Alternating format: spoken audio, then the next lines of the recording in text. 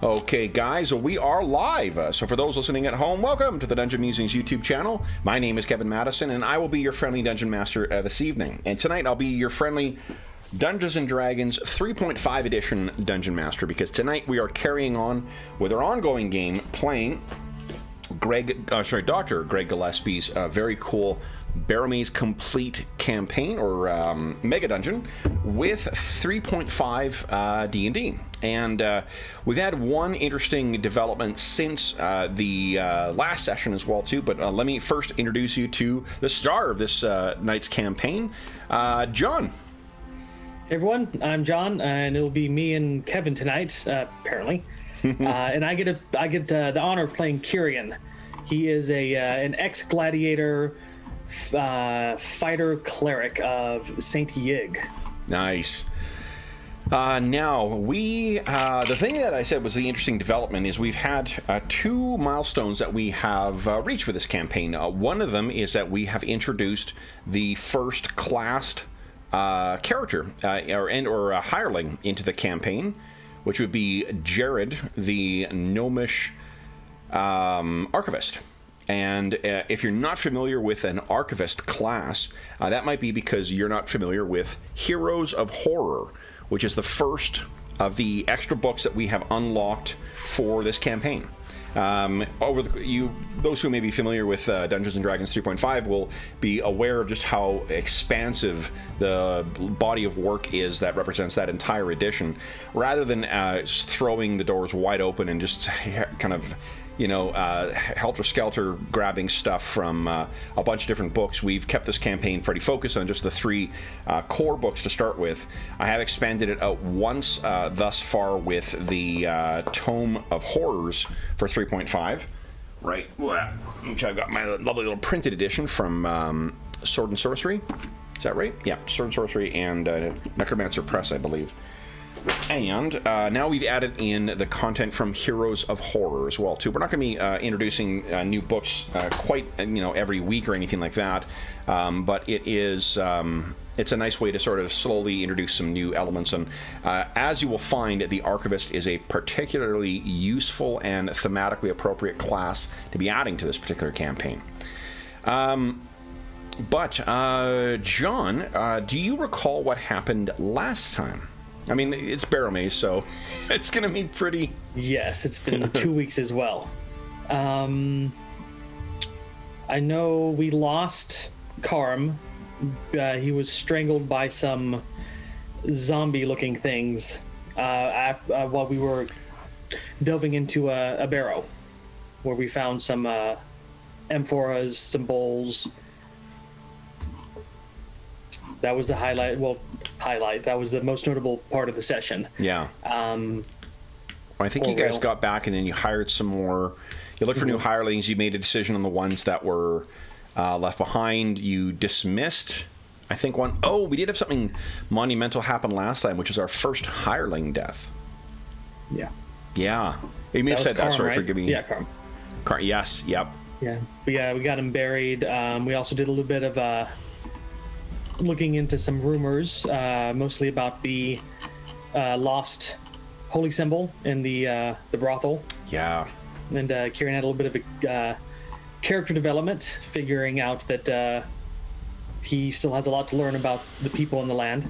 Yeah, that's right, because you had a pretty not simple, but you had a fairly direct way of addressing that problem that you were planning on taking, and talking to Brother Othar, he seemed to think that there is more nuance that's required for managing those kind of interactions, because it was the understanding was that the holy symbol that was lost by another acolyte ended up in the hands of the son of Lord Ironguard, right? Yeah, and it kind of makes sense for Kyrian to kind of have a rough entry into that kind of worldview, because he, even though he's a cleric, he's got a 13 wisdom, so he's a low wisdom cleric, but a high intelligent character. So, well, plus, I mean, he's also a former gladiator, and I think he was, from the way you described him, it's a slave gladiator from Thyatis. Yeah. Right. I mean, he's used to effectively like prison rules for how you manage, you know, how you get what you want and whatnot. So it absolutely makes sense for the character to be thinking in that kind of direct, like, you know, way. But with your new hirelings, with Jared and a torchbearer, and then Vermin, who I think is this Vermin's second outie or first? I believe that Vargosh took him out once, and I was absent. So he's got zero XP. So I think this is his first time. Wolf has been up before, Reel has been up before, but it looks like this is going to be Vermin and Arn's first times out. Yeah, Vermin, he had the light crossbow, dagger, leather armor, and a fishing pole. Yeah, he's the fishmonger. Yeah, right. All right, so then, what stuff do you wish to prepare before you guys head out, if anything? Let's see, I believe Wolf was our designated survivalist in the woods. He's apparently a lot smarter than he should be as a wolf or as a dog. Yes, and there is, you know that there is a transformation aura of magic that is around him. Gotcha. So I want to make sure that the hirelings have a decent amount of gear in case anything happens. We do have... How much money is left in the party loot right now? We have 400 silver pieces. Okay. That's explicitly for kitting out the hirelings and whatnot. We have a dagger, a heavy wooden shield, and Karm's battle axe in the party armory. You guys have split up at the end of the last session, you guys did split up the money, right? Not the 400 silver pieces. That was left on the side. Okay, so but if you scroll down on Session 5 rewards, there are things that are not crossed out. So if they have been... I'll let you... Yeah. Cross them out. Sounds good. So we know that they have been assigned. All right, so you got 400 silver pieces for inventory supplies. What else are you thinking of getting? Arn is a commoner, so he has 2 hit points. So... Well, his job is to not go into combat and... Sled guy, I think. Yeah, he's sled guy. Yep. Vermin, does he have armor? I think Vermin has leather armor, if I remember. Okay. A lot of these guys end up with leather armor at least. Let's see here. Okay. He has... AC. Studded leather armor, yeah. And he's armed with a dagger and a light crossbow. Okay, so he should be set up real, should be good to go. You know, feel for him losing his best friend. Yeah. And Jared, he is a spellcaster, so he probably doesn't even wear armor. I think archivists do have. They're like not quite like clerics, but like bards. Okay. Yeah, so it does look like he has some. I think he already has. What does he have? Yeah, he's got stud leather as well too. Okay. And he's got a dex bonus, so he's got an AC of 15. Actually, that's a good point. Let me quickly jot down what everyone's AC. Would you mind? Let's do this actually, because there's only the 2 of us. Let's. I'll start with Jared, and then I'll do like Arn and Vermin. If you could start with yourself, then Reel, then Wolf. Just putting their AC in the chat. Come on, game. There we go. Okay, so. Let's see here. Jared. You said real for you, or? Yeah, you get the ones with more experience. I'll get the newbies. And then, so 15. I had to set up my chart as well, too. You may be ahead of me on this. Okay, flat-footed. Nice. All right, I got Jared done. Come on. I'll do Arn next. If you're ahead of me, you can go ahead and do Vermin as well, too. Holding up Wolf now. Yeah, because I'm losing. Oh, man. Arn has an AC of 9. Maybe give him some leather. We'll buy him some leather armor. Okay.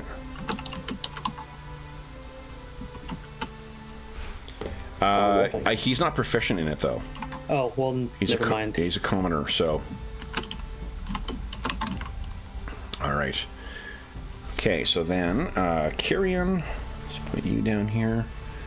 17, 12, and 15, good. Think for man is... And real is 16, 15, 11. And the wolf, nice, okay. Thank you, 12.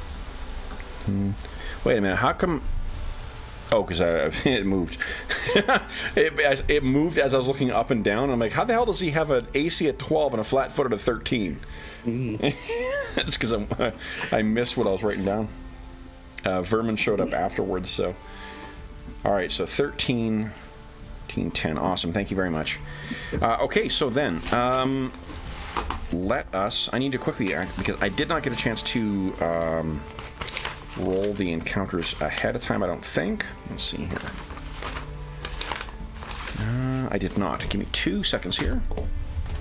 Not a problem. Get these rolls done. Anything else you wish to get in town before we head out to the moors?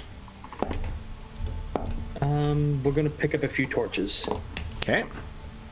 How many torches would you like? 10.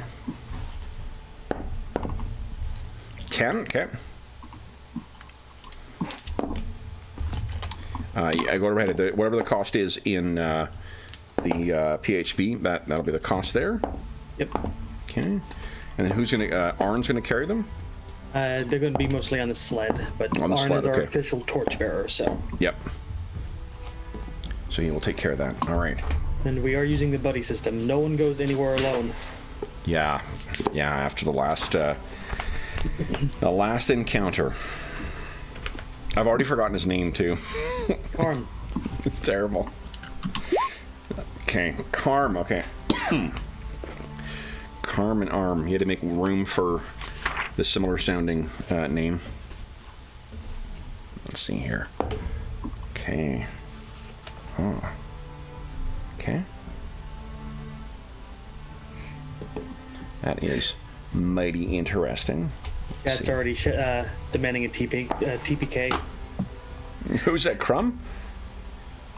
Wayne. Oh. Nice, Wayne. Sweet. 3.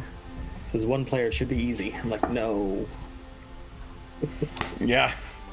You're gonna lose. It's just like, what do you call it? Icewind Dale. Alright. So then, with our heroes collected, with your torches, there's nothing else you're gonna get? I don't think there's anything else we need. Okay. Yeah, I think we're good. Then, let's move on. Let me make sure I got this clear here first. Get rid of everyone here. Go. Alright, I'll bring you over to Barrowmaze, and let's make that adjustment. Here we go. And it's, I think, this here. What I want. Is it? Maybe it's this.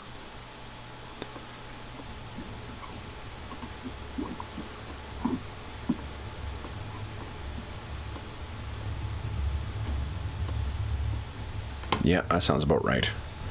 Okay. Oh yeah, I'm gonna turn that down just a scooch here. Because the equalizing program I'm using, it sometimes makes the music louder than it sounds like it is. I don't hear any. No, There we go. it's I've got it down quite low right now. It just I'm making sure that it is showing up so that it is quieter than you. I don't want your voice drowned out by the sound of it. There we go. Yeah, it should be okay.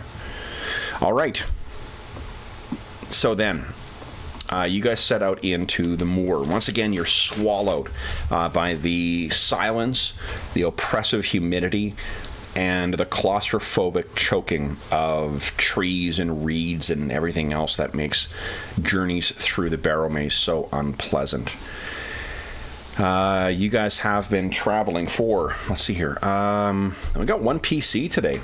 We got 2 characters with classes. Why don't you give us a survival roll for yourself and for Kyrian, please. Or for Jared, please. Okay, carrying. Yep. And for Jared, He doesn't have a great survival. he does not. Okay, so he's not contributing much. Right. Okay.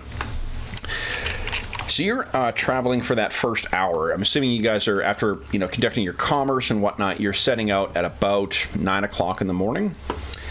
So it's within the first hour of travel when something of interest is going to happen. What is... Let's see here. What is Wolf's... oh, I did do it. Nice. I made an actual character sheet for him. Let's see what his... Here we go.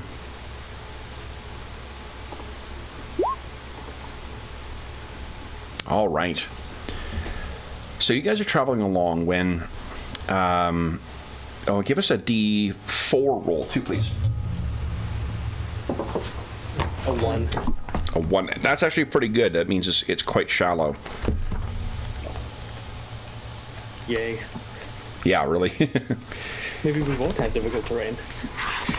Yeah, I mean, if a 1, I think, actually is not difficult terrain. I think you should be able to actually maneuver this time. Where is it? Here we go.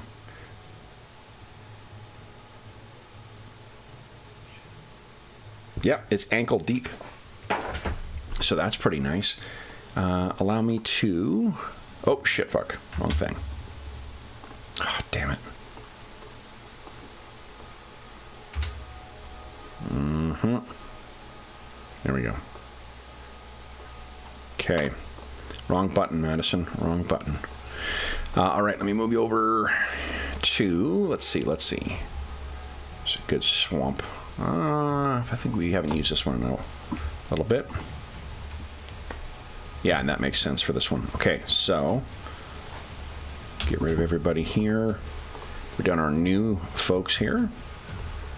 You should have vision here as well. I see nothing. Oh, no, I haven't got you there yet. I'm resizing all the tokens. And then what I'll let you do is position yourselves. I gotta roll 4. Okay. Your adversaries as well. Or potential adversaries, I should say. I want to put Torchbearer Arlen near the back. Yeah. Maybe we can get a sled token. I actually probably have a sled token. Let me take a look here. All right, so I wonder if I do. Let's see.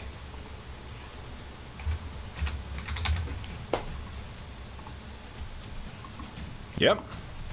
I mean, it looks like a, like a toboggan, to be honest. Yeah. But it'll do. Okay. Oh, it's one of those ones that has no background. So they're like see-through, like... Yeah, it's see-through, so it'll be... Well, let me do this. I think I can... Oh, shit. It can hold 300 pounds, so it's going to be decent size, I suppose. Yeah. Yeah, that'll work. What I'll do is I'll put a little aura around it.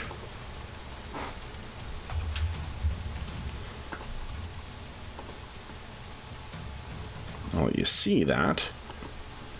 Yeah, that'll work. Okay, let me bring you over to the map. There we go. You guys are right over here. You go ahead and shift yourselves at where you would like to be. The water is only going to be ankle deep, so though it looks like, it looks like full-on water, it's not that deep. Okay. Determine where these things are. Okay. And then let's see. We'll probably have Wolf leading us because he's the go-to person. Yep. I'm probably gonna have Real and Vermin keeping watch in the back. Okay. And we'll have Jared. I'll be up front with. Yeah. That sounds like. Okay.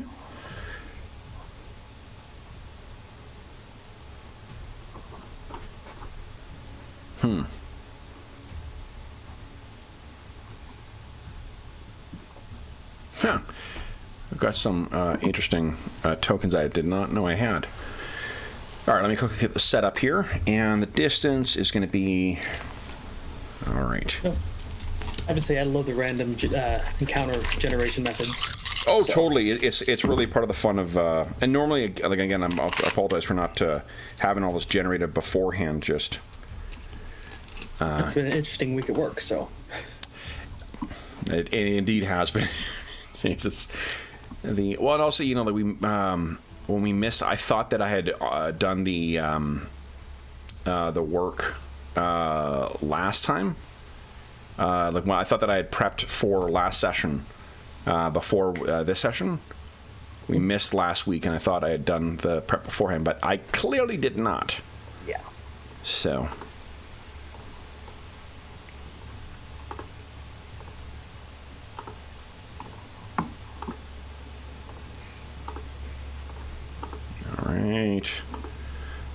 All right.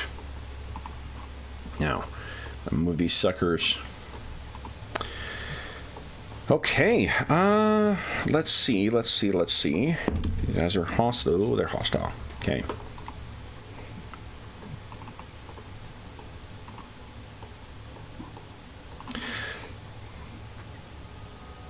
Okay.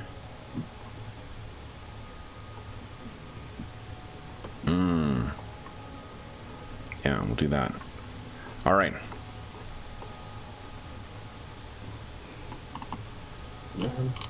Looking at Wolf Sheet, does Wolf really have 12 AC? It does, yeah. Yeah. You get him some armor or something. Yeah, it's tough to get dog barding if you're not living in halfling country. That's true. All right, so you guys are making your way along, and unfortunately, you're not able to spot something before something is triggered. So. Must have failed our hidden perception checks. Yeah, and it's more so that I got your the spot checks done, and the stealth check for these things was really, really high. Yeah. So give me 1 second here. Can't wait till we unlock Gecko Folk as a playable race. Definitely. Yeah, the Gecko Folk in Night Below are pretty awesome.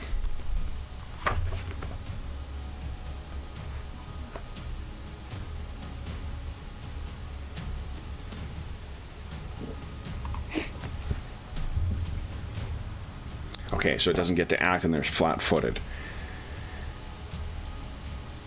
Oh, surprise rules? Yeah. Yeah, I was just double checking the surprise rules. Okay, so here's what we're going to do. Let me open up our... I'm going to get initiative rolled anyway, just to get everyone in order, and then we'll... So the surprise round? Okay. So yeah, it is a surprise round, unfortunately. They are limited to one action, I think, right? They're limited to a standard action or a move action, I believe. Okay. Initiative, so let's start rolling. Kyrian. Wolf. Dang. Yeah, so standard or a move action. Ooh. Yeah, remember you can. And you'll be doing this already. You can when you click on the token, it'll trigger the prompt in the top right, so you can easily blow through all of them. There we go. Awesome. I just need to get my. Oh, I wonder. Have a look at my Tome of Horrors. This is an awesome book too. If for those who listen at home who may be fans of third edition, the book is terrific. It's my third favorite. The Tome of Horrors? Mm-hmm. Magic of the Incarnum is the first one. You which? Sorry? Magic of the Incarnum. Oh, I meant for monster books. All right, so I got a 2. So it will be a very short thing. Let me put another one down here. Paste. Token layer. Add turn. And get this set up here. 2.01. Okay. And descending. But we're starting with them. Okay. So let me show you where these nasty little ambushing bastards are. Let me first measure and see how far away you guys are. Okay. Okay. Oh boy. Oh boy. Here we go. 1, 2, 3. And they're in the trees. So. Those are frog people? Those are froglings again, yeah. Oh, I hope they don't have javelins. They are. So. Actually, no, it's bows this time. So better range, less damage. Okay, so the one on top is going to shoot at Wolf, I guess. 18. Shit. So that's a hit. Wolf takes. Let's see. Wolf takes 1 point of damage. Let me swap up to something a little more up tempo here. Go.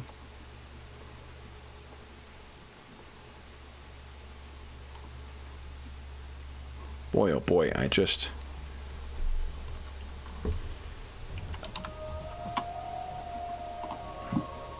Is that what I want here? Nope, that's not it. Maybe it's this one. Nope.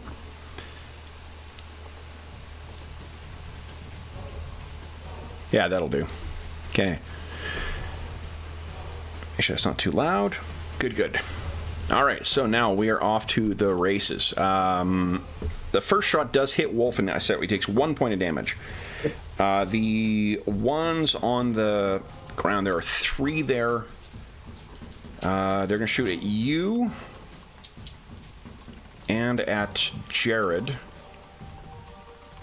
because they hate gnomes. That's within, I think, their short range for a short bow is 100 and something feet, isn't it? I know with a longbow it's 110. Yeah, so it's got to be within. You're only 50 or 60. So against you, Kyrian, let's see here. Flat-footed, you're a 15. Yes. I miss. One of these arrows goes zipping past you, and 2 shots at Jared. 1 is a miss. Second one is a hit with an 18. Jared takes 3 points of damage as one of these nasty frogling arrows sticks into him. Real has to deal with the other 2. Real is 75 and 80. Quickly double check this. I think this is still short range, but let's just double check. And this is one of those things, once we get back to playing every week, it'll get embedded back in our memory. Or yeah, missile weapons. Oh, here we go. Short bow, 60 feet. 60 feet. So fortunately, he is at second range band, so -2 to hit Real. Real's flat-footed is a 15. I need a 17 to hit him. Miss! And a miss! 2 arrows shoot in, and they are both misses. Then, next up is Vermin. Now, what I need from you and Vermin, this is his first time coming under fire. I do need a will save from him, please. It's only a 10, so it shouldn't be that bad. With a -1. So that is a fail by 5. You have you have 4 points of Astonishing Fortune.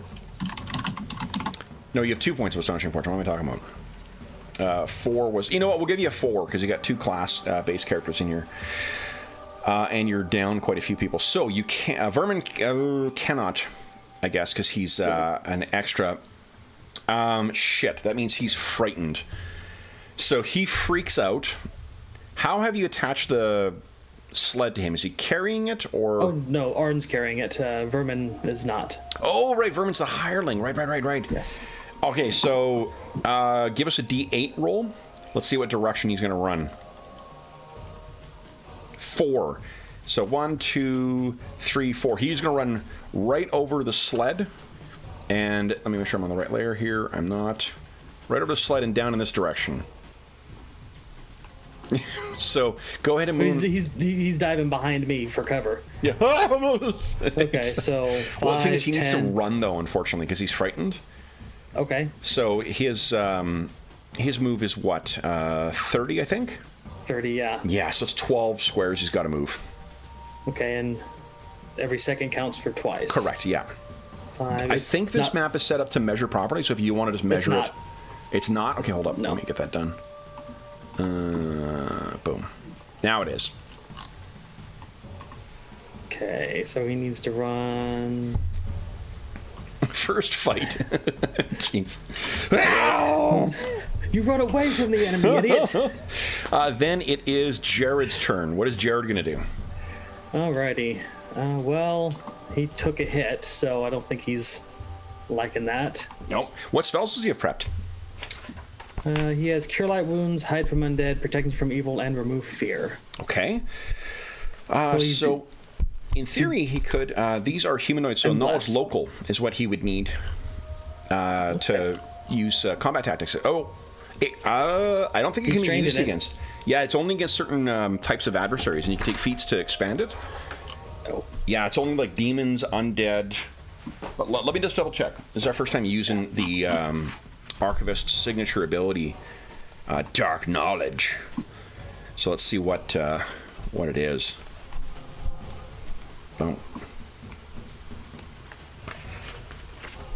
Okay. I'm just flipping around like a freaking idiot here. Hold on. Where? Oh, where? Here we go. All right. So the ability. Aberrations, elementals, magical beasts, outsiders, and undead. So unfortunately, as dark knowledge cannot be used against this. That's okay. He is going to be pulling out his crossbow, a heavy crossbow, and I believe loading it. Okay. So I think, let's think this through here. It's a move action to draw his crossbow, right? Mm-hmm. Then it's a full round action to load a crossbow, isn't it? A heavy crossbow, yes. Light crossbow is just a regular action. Yeah, so I mean, I'm not sure he can start doing that, I guess. Yeah, he's gonna pull it out, 5-foot step behind me for cover, and then try to load his crossbow. Okay. Then it is Arn's turn. So Arn, I do need, because he's a henchman, I need a, and first time in the Barrowmaze, I need another sphere check from him. Fucking, he failed by 5. He failed by. Well, I don't know how much. No, only by 4, so he's not running. He's just... he's like, dive for cover. Yeah, so he is shaken, so he's got -2, but he can repeat that saved next round. Okay, well, he still gets to act, though, right? If he's shaken, he can take a move, or he can take a standard action, I believe. Okay, I'm going to double-check that. I might be wrong about that, actually, now that I've said it out loud. I think shaken is just a... Yeah, I think shaken is just the penalty. There's no other... So he's gonna move behind the sled and drop prone for cover, and yeah, just cower. -2. Okay. Should be harder to hit it. Should be harder to hit him then. Oh yeah, because he would like one good shot and he's gone. Kyrian, you're up next. What are you doing? Kyrian, they're in the trees. How high are the trees? The trees are between 10 and 15 feet up. And no way I'm climbing that. I mean, I got a good climb check, but Kyrian is going to just drop his halberd. You want to dive into the 3 pages of grapple rules? Come on. No. Get yourself up and fight in a tree.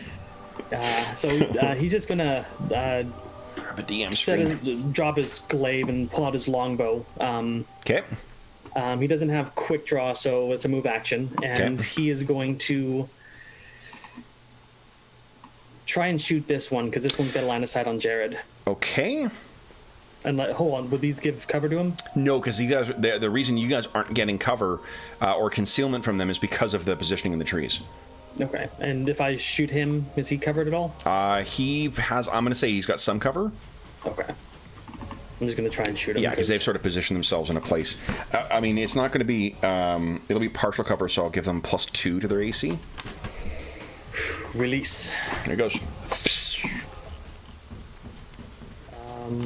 Come on. It's a long wait for the...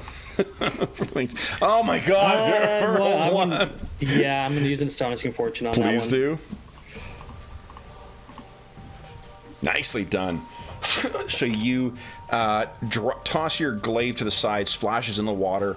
Longbow comes out. Fire. No, not in the water. On the ground. And I mean, it's only ankle deep, so fortunately, okay. you'll be able to collect it. You hope. But yeah, it hits that one, falls out of the tree with a croak and a cry. Then it is Wolf's turn. What's Wolf doing? Wolf can't climb trees, can he? No. What the hell is gonna? I don't know what Wolf can do here.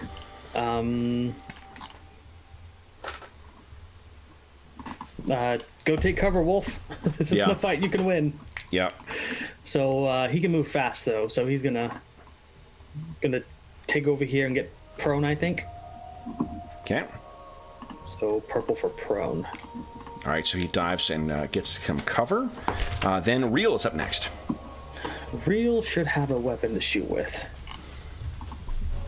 He has a bow. Okay. A short bow. So he's gonna pull that out and. So I've been picturing him traveling with his shield. Do I have that right? I believe he does have it. So yeah. He's So I think he has to drop his shield in order to make use of it. Yeah. So he's gonna toss his shield on the standard action to take it off and toss it on the sled, and then action to pull out his bow. Okay. And get ready. Sounds good. And 5-foot step back here. Okay. Then it is their turn. All right. So we've got, let's see here. Kyrian is really the one who's presenting himself as the most attractive foe, but there is easy pickings with Vermin.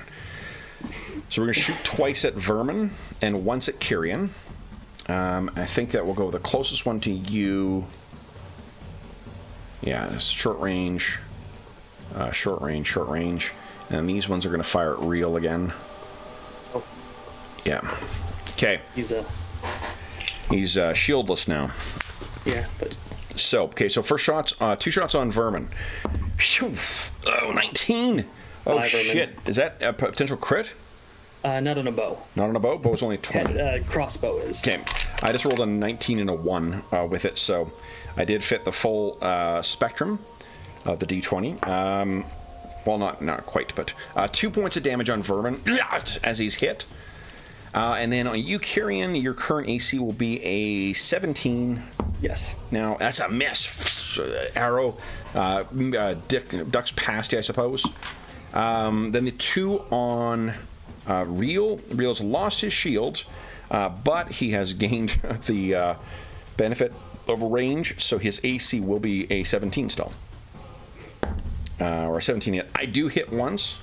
Oh, I hit twice. 2 19s back to back. Stop it. Sorry. That's 3 19s and 4 rolls. Mm-hmm. It's the reason you get these metal dice. So, all right, that is, and I've been rolling different d20s as well too. So 2 points of damage from the first arrow, 3 points from the second one. Then it is, let's see here. Vermin is up next. So Vermin can make another fear check if he wants. He's also shaken, so he's going to take -2 to this will check, but go ahead. So he got a 6. He got a 6, so yeah, he hasn't recovered. He's going to keep running. So now that they're peppering him with arrows, he can move directly away from them. Yeah, he's going. Yeah, so 12 squares away in the other direction. Then it is Jared's turn. What's Jared doing? Okay, so he did a move action, pull out his bow, standard, and move for full action to reload it. So he should be able to pop his shot out now. No, isn't it a full round to reload? It is. So but that's a move and a standard action, right? Correct. Because he started last turn. With a standard, so he'd need to use the move to finish loading. Yep, and then he'd need pop out and fire, right? Okay, yeah, that's fine.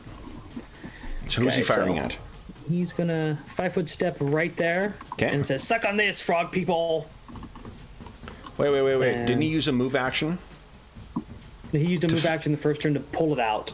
A standard action to load. And then a move this round to finish loading it. Right, so then he can't shoot. A 5-foot step, and then he has a standard action to shoot with. No. He used his standard action to finish loading it. Either what he used this round is his move action, in which case he can't take a step, or he used his standard action. He can step as long as he doesn't move any other way with his move action. Oh, okay. Yep, then that's fine. That's right. So go ahead. It's weird from second edition, so... For sure. You know, we're just getting my head wrapped around it again. So he's gonna go for this one. Go right ahead. See how it goes. Minus 15. There's got to be some... 20? There's some error in his character sheet for sure. Well, he rolled a 3, so I don't think he's going to hit either way. Yeah, but let's just correct the error. I've probably entered something wrong on his character sheet here. I'm looking for it. Let's see here. Let's see, 19, 20...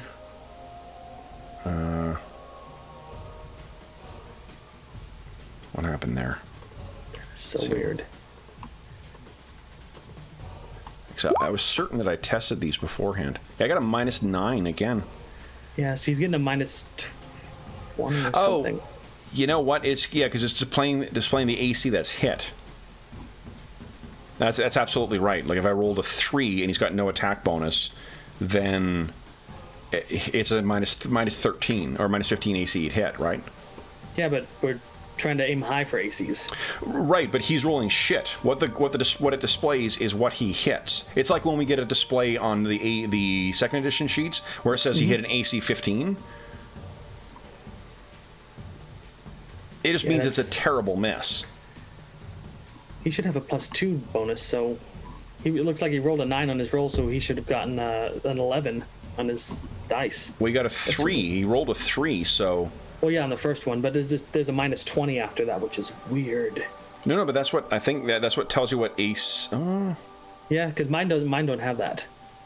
Oh, I wonder why it's doing that then. Hold on. Let's see. I mean, the number's not wrong, I don't think.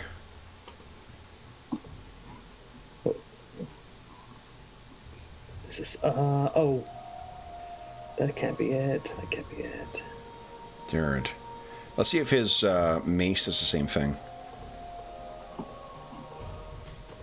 Sorry for the... That's nope, right. Okay, so that one works properly. So what have I done differently on this one? Let's see. That's right. That's right.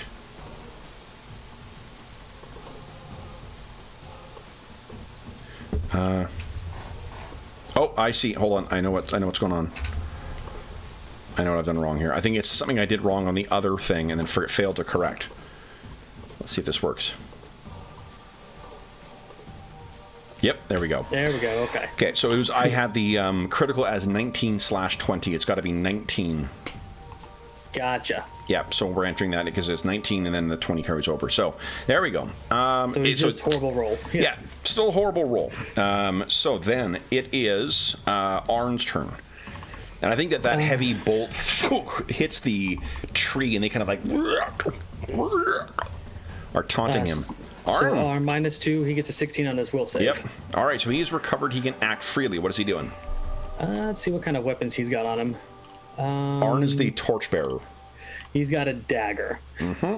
So he's a commoner, so he's trained with... I think he's going to reach over and grab Real's shield and just pull it on top of him. I don't think he's proficient with shields. Well, he's just going to use it for extra cover. Okay. So sounds good. That's all he's doing. Okay. Kyrian, what are you doing? I think he's going to start moving forward. I don't have, like, rapid shot or anything. Okay. So I'm going to move up 20 feet, try to get their attention and start shouting at them. Okay. And then try to shoot the same one that... what's your movement again? It's your move is 20, right? Yeah. Okay. Because of the armor. Yep. Go right ahead. Make your attack. Ooh, nice. Fuck. Another one. Out of the tree. Get out of here, you stupid frog people! Down it goes. Wolf, is he just keeping cover? Yeah, he's staying covered. Okay, what's Real doing? Real, I believe... got his bow out last turn? Yep, he's got a short bow, so... Yep. He's going to 5-foot step forward, so he's in range. Okay. Not to take a penalty, and he's going to try to shoot that one. Okay, go right ahead. So that you shot have to macro goes. all of his attacks. Make these so much faster. Nope. So much work for such little hitting. All right, next up is the frog folk, the froglings. All right, so we got 2 that are definitely shooting at you now, Carrion. You actually may draw everyone's attacks. That was the intention. Nice. Okay, so 2 shots. 1 is a hit. So one of them ricochets off of your... you're wearing banded mail, aren't you? I forget. I believe I am, though. Yeah. The other one, it manages to lodge just a little bit through the plates of your banded mail. You take 2 points of damage, and then the other ones will likewise, rather than shooting real, more... Scale. All right. Both of them are, I mean, they need a 19 AC is effectively what they're rolling against. A hit with 1. I didn't roll the 19 this time, though. It was a modified 19. Okay. 4 points of damage. Oh. Okay. That one hurt. Then it is Vermin's turn. So, Vermin, come on. See if you can make it. Get your nerve, buddy. Nope. No. He failed by 5. Oh, no. All right, so you failed by 5. Oh, my gosh. Yep. Yeah. Yeah, he With that screams and runs. Go ahead and run directly north. 20 or 12 again. God dang. Then it's Jared's turn. He starts reloading his crossbow. Okay. The whole turn. Yep. Then it is Arn's turn. Hiding. He's still hiding. Got it. Kyrian, what do you want to do? Let's see. I'm gonna start. Just keep shooting him. Okay. See if I can move a little bit closer. Yeah, move a little closer to get right under the tree and just Okay. try to negate any kind of cover they might have. So the thing is the closer you get in, the more cover they're going to get. Oh, Right? Because well, picture like that. you know, if you see like a cat in a tree or a bird or something like that, the closer you're getting in, the more you're underneath what they're standing on. Okay, well then, let's not do that. Yeah. I'll just continue firing at him. Okay. Flee if you know what's good for you. I mean, you've been kicking some ass here. Oh no! Not one. Astonishing fortune. Yeah. Okay. Go ahead. Let's go ahead and spend it now. Go. That ones. We go. Should just be able to go up twice. There. Go. 12 is. Blink. Yeah. Unfortunately, into the trunk of the tree. Wolf is going to, I guess, hide again. Yep. Real? What's Real doing? Real's gonna take a pop shot at that one. That one, you got it. Go ahead and make your attack roll. Need more bows. Oh, shit. Yeah. What if you had Dave here? He'd be climbing up the tree to get to them. Or maybe throwing javelins at them. All right, then it is their turn again. So once again, emboldened by the 2 that managed to connect, first shot is a narrow miss off of your armor again. Second one, likewise, hits you solid in the armor, but fortunately that protects you. Next from the distance, which breaks on your armor again. And the final one hits low on your body, near where your knee meets your greaves. Used to be an adventurer. But fortunately, it breaks on the pauldrons on your, what do you call it, in your legs. I may be getting all these armor pieces wrong. I don't really care. So, fortunately, a barrage of frogling arrows and nothing holds or hits true. Vermin, can you get your nerve before you get off the map? Let's see. Yes. Yes. So Vermin can react normally now. I believe he has. He has a light crossbow. So he is going to. And remember, don't play with them as if they're a team. Play with them as if they're individuals. Yes. So he's going to stop, kind of figure out what's going on, look back, and this is like a move action he's doing to figure out what's going on. Sees everybody's in trouble, then he's going to reach for his crossbow while staying back, and then get up his nerve to come out next round. Okay, that works for me. Jared, what's Jared doing? You loaded his crossbow last round? Loaded, and he is going to take a little knee, aim carefully, and fire. Go ahead. If I can find his... See. Gnomish crossbow away. Do I have the right damage for him listed there for small size, large crossbow or heavy Should crossbow? be a D8 is right, yeah. Yeah, okay. Nope. All right. So, chunk into the tree again. Arn is going to hide, I'm guessing. Kyrian, what are you doing? I am looking at some of my domain abilities because I can't combat expertise because I'm not in melee. Protection. Okay, I'm going to activate my protection domain Okay, what does that ability. I will post it right here. do? Sure.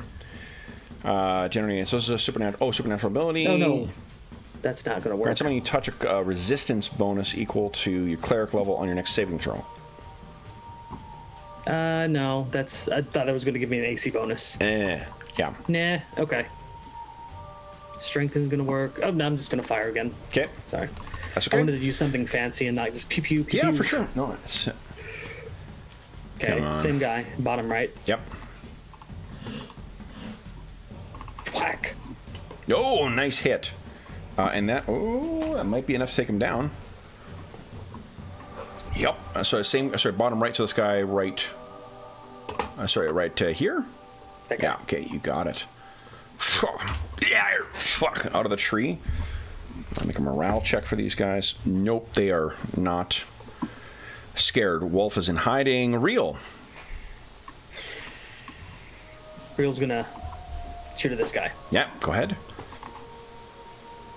Arcing shot.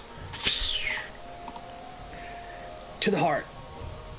Not quite good enough, unfortunately. Then their turn. All right. The one above you is going to take its first shot. 18. Cheapers. 19. So I hit. Hit you. You take 2 points of damage. And then the two down below are going to take their shots as well. I'll do them both at once here. 19 and a 10. So one of them misses. One of them still manages to connect.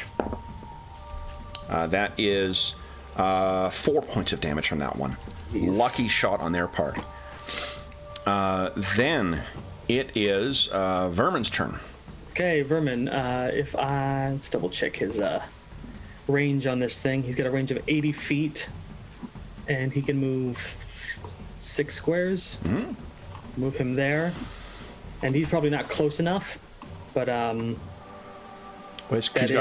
He drew the crossbow last turn, and you spent a move action. He actually needs to load it still. yeah, he does. Okay. So he's going to do that this round because he's not close enough to really get a good shot. Okay. Jared. Jared, seeing that his crossbow is completely useless at the moment, is going to, waddle up here right behind me and cast Cure Light Wounds. Okay. That makes sense. Kyrian. On himself or on Kyrian? Kyrian. Okay, nice. Because they can't hit Kyrian. Well, they're hitting him, but... Yeah. Okay, then Arn is in hiding. Kyrian, you're up next. What are you doing? Gonna target the one right in the tree and thanks, Jared. You've already proven your worth. Yeah. 12's not enough. Oh, shit. Okay. Okay. Okay, so you know that you don't actually grant cover to him, right? To Jared? No. Okay. I just wanted to make sure that I thought there was only large-sized creatures that granted cover. Yeah, no, Yeah. the taking cover was more of a narrative flourish. For sure, yeah. I just wanted to make sure that I wasn't misremembering the addition. Yeah. All right, so then it is. You could take a 5-foot step, I suppose, if you wanted as well. I don't know why you would, but yeah, that option is there. Wolf's in hiding. Well, yeah, I'm on a 5-foot step over, just because Jared's closer and there's more arrows coming from this direction than there now. So. Yep, absolutely. Then Real. What's Real doing? Real is going to try and take that one and tree out. Okay. Here it comes. Full faith in him now. It's going to hit eventually. It's going to have to happen. Come on. There you go. Blink. For what? 1 point of damage. No, he's gonna move now. Use his move action to try to get a different vantage point because maybe that's the problem. Hold on, I don't think you can. Don't you need a feat to shoot after? No. In first edition, third edition, it's just a standard action to shoot, and then you can move after. So it's shot on the run is what to move, shoot, move. Yeah, it's basically you can shoot anywhere in your movement. Yeah. So Okay. it's shot on the run. Yeah. It's like spring attack. Okay. So. All right. So yeah, it grazes the one in the tree there, and then where does Real go? Well, he runs over there. Ran 30 feet. All right. So we have. Let's see here. Okay. So we've got Kyrian taking 2 shots from those froglings in the bottom, and the other one's going to take a shot at Jared. And I'll roll that in chat because Jared's. That is a potentially dropping Jared roll. Leave Jared alone. Ooh, wait. Good thing Jared hit me. Or healed me. Yeah, really. I hit you with one more there, Kyrian. As long as you didn't crit me, I'm fine. No, it did not. Yeah, you guys haven't been critted. I haven't rolled any crits. 4 points of damage. Yeah, longbows are ×3. They hurt. Yeah, I bet. All right, then we got 1 on Jared. Let me roll that in chat for you. Leave Jared alone. We've got decent AC for... On the count of 3. 1, 2, 3. Oh, miss. Phew. All righty. But Jared definitely knows that they've got his attention. Vermin. What's Vermin doing? Okay, he's got a loaded crossbow now. Loaded, so he's going to move up to solid ground. Okay. Just checking for... Sure. Okay, he's in medium range, so it's a -2, right? Okay, -2. And pull up his character sheet. Light crossbow. -2. I would double check and make sure I haven't entered that one wrong either. Under crit, make sure it's only 19, not 19-20. It's 19. Okay, great. Here we go. Oh. And he rolls a nat 1. No. But nobody's in melee, so... Yeah, that's not bad. Then it is Jared's turn. What's Jared doing? We're loading his heavy crossbow. Okay. And 5-foot stepping behind Kyrian. Okay. Now, hold on. He ran over here. Then he cast a spell. Yes. He would need free hands in order to cast the spell. Right? So where would his crossbow have gone? In 3rd edition, you just need 1 free hand to cast a spell. So then he's going to ready his crossbow as a move action. Yeah, sure. We can do that and start loading it. Yeah. Okay. So then it is Arlen's turn's nothing. Kyrian, your turn. What are you doing? I'm going to try and get the guy that just shot at my buddy here, fellow healer. Leave him alone. Glad I got so many arrows. Come on. Nice. Yep. You hit it right in its bulbous eye as it looks out from behind the corner. Then it is, you can take a 5-foot step, I think, as well, or move. Yeah, I'm gonna just straight up move in. Okay. 20 feet. Okay. Then it is the wolf's doing nothing. Real, what's Real doing? Real's gonna move on in, a little closer. Okay. Just in range for that one. Okay.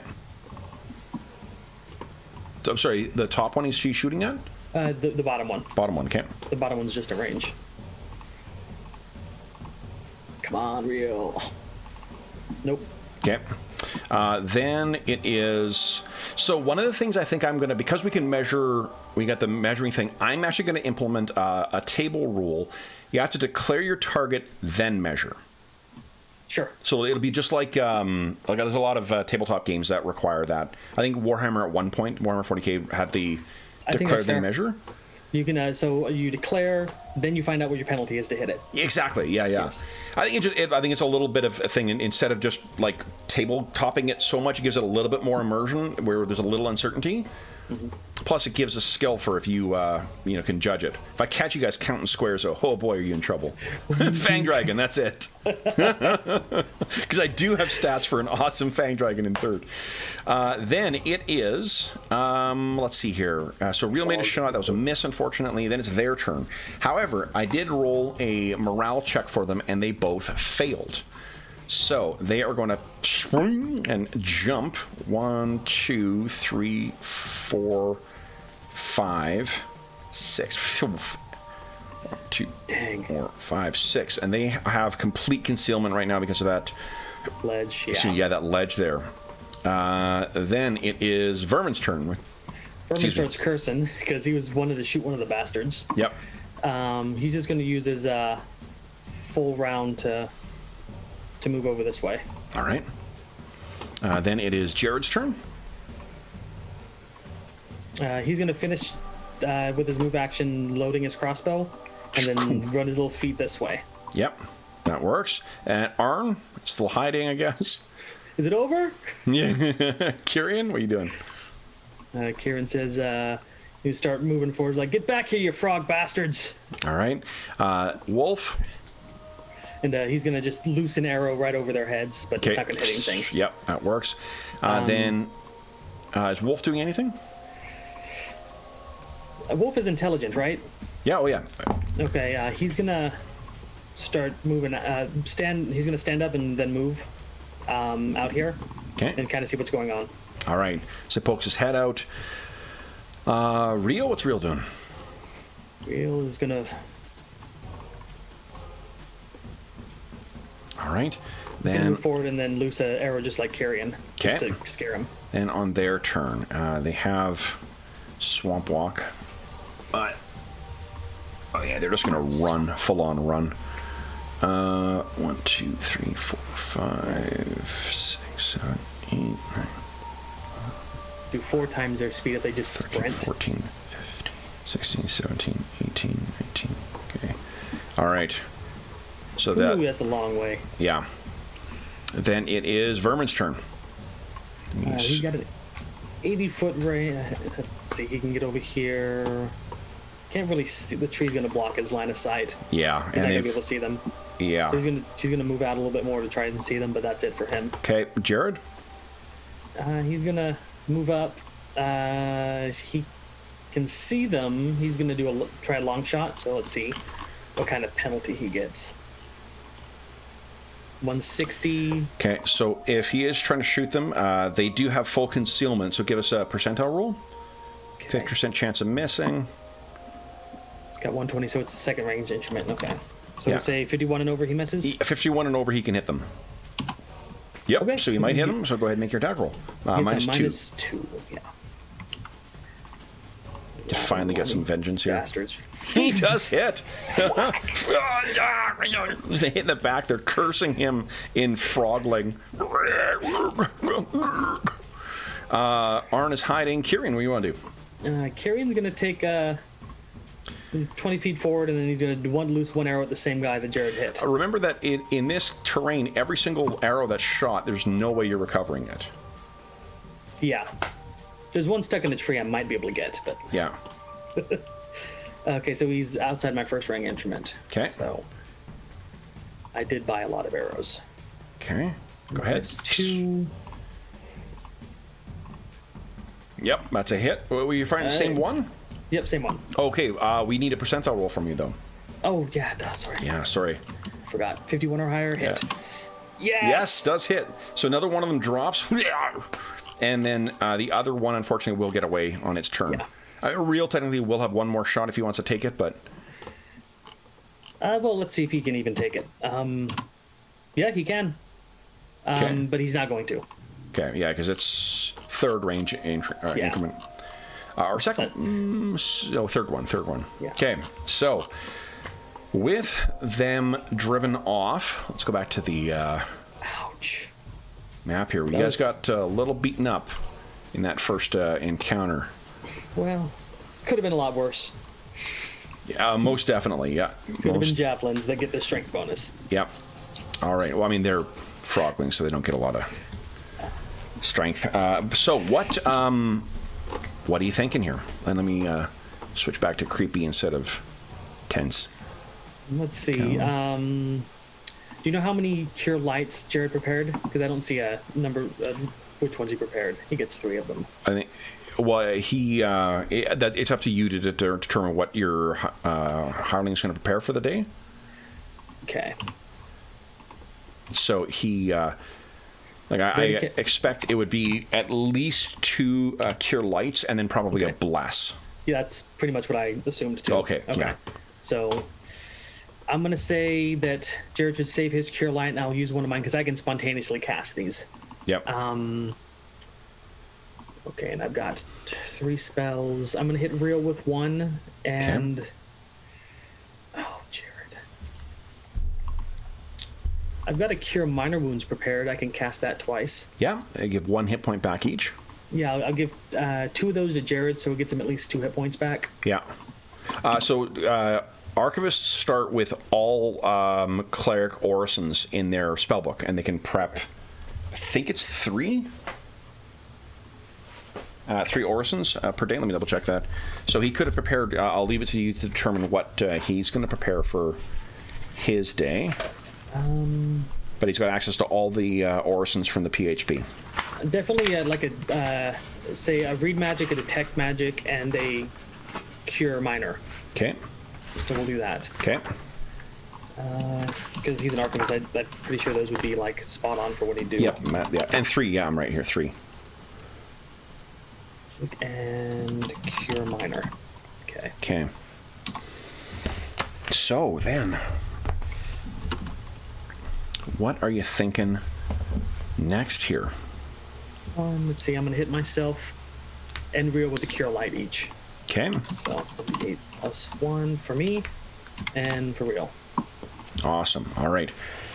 Let me see what is on these froglings as well too. There's not going to be a lot, but I mean, every little bit helps here. Okay, let's mark off my spells. Okay. Cast. Yeah, since he's got bless, I'll say he cast bless. Okay. Change it to cure, and enlarge person's gone. Oh, enlarge is what Kyrian had prepped? Well, it's his domain spell, so he has to prep that one. Oh, okay, got it. I mean, he could prep another one, but enlarge is better. Yeah. All right. So,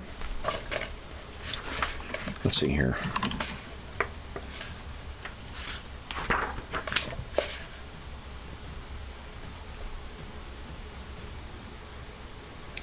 John, would you give us a percentile roll, please?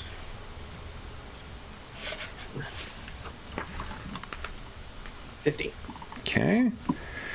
And would you give us another percentile roll? And then one more. Okay. 42 and 39. Alrighty. So what you find, these is between the survivors. Oh, not bad. You actually find a couple of ingots, silver ingots. There are 8 of them, and on average, they're worth 100 silver pieces each. Wow. So 8 silver ingots. Yeah, they seem to have collected something from someone else and then smelted. You can see in the ingots that they're not like proper, bricks of. I'm telling them, Anna doesn't like that. They're like if you boiled a bunch of, or not boiled, but like you melted down a bunch of silver coins into a rough trough or something on hot enough heat. That's what you would get. Is these rough kind of glommed together things. Cool. All right. So with that done, it's only about 10 o'clock right now. Are we carrying on? Everyone looks like almost fully healed here. Yeah, I look to the group and Vermin in particular. I'm like, you think you can carry on, Vermin? How you feeling? He's the fisherman, I think. He's a little panicked. Like he's still sort of like startling at any movement in the moor, but he's He's here. He's been paid. He's going to carry on. Okay, so at least you didn't run off like the other dog we had. If we come across a fight again, bunk down with Arlen and see if you can fire from prone with your crossbow. That way you can stay out of potential danger. Okay. He nods and agrees that he'll give it a try. And I'm gonna pick up my glaive and get all the water off of it. Yeah. It's covered in muck and mud. Ugh. Yeah, but water kind of just covering it in the moving it around in the water cleans most of that stuff off. Then it is next hour. Would you give us a survival check for Kyrian and for Jared, please?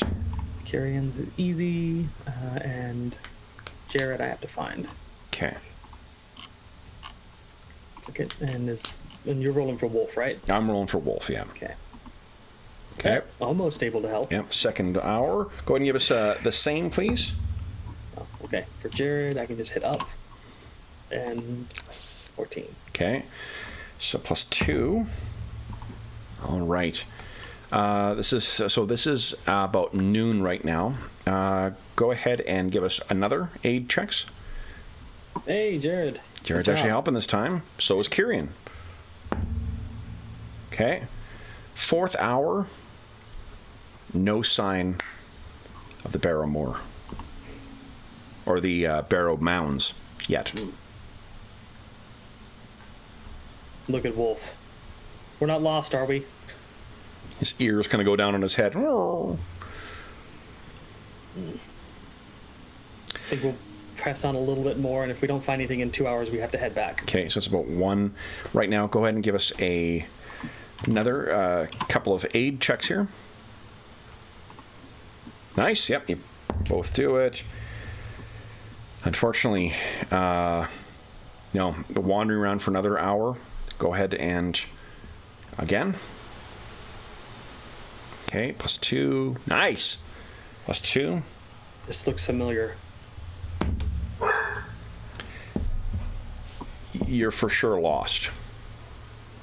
And a wolf kind of whines, and I'm trying to think how. Does Kyrian have any kind of animal handling whatsoever? Let's double check. I thought that he might actually. I have A rank. Yeah, give us an animal handling check here. All right. So what Wolf is saying at this point, this is now 6 hours out into travel, and putting you at 2 o'clock in the afternoon. Yep. His Wolf's tail is kind of under, and he walks up to you, kind of barks, and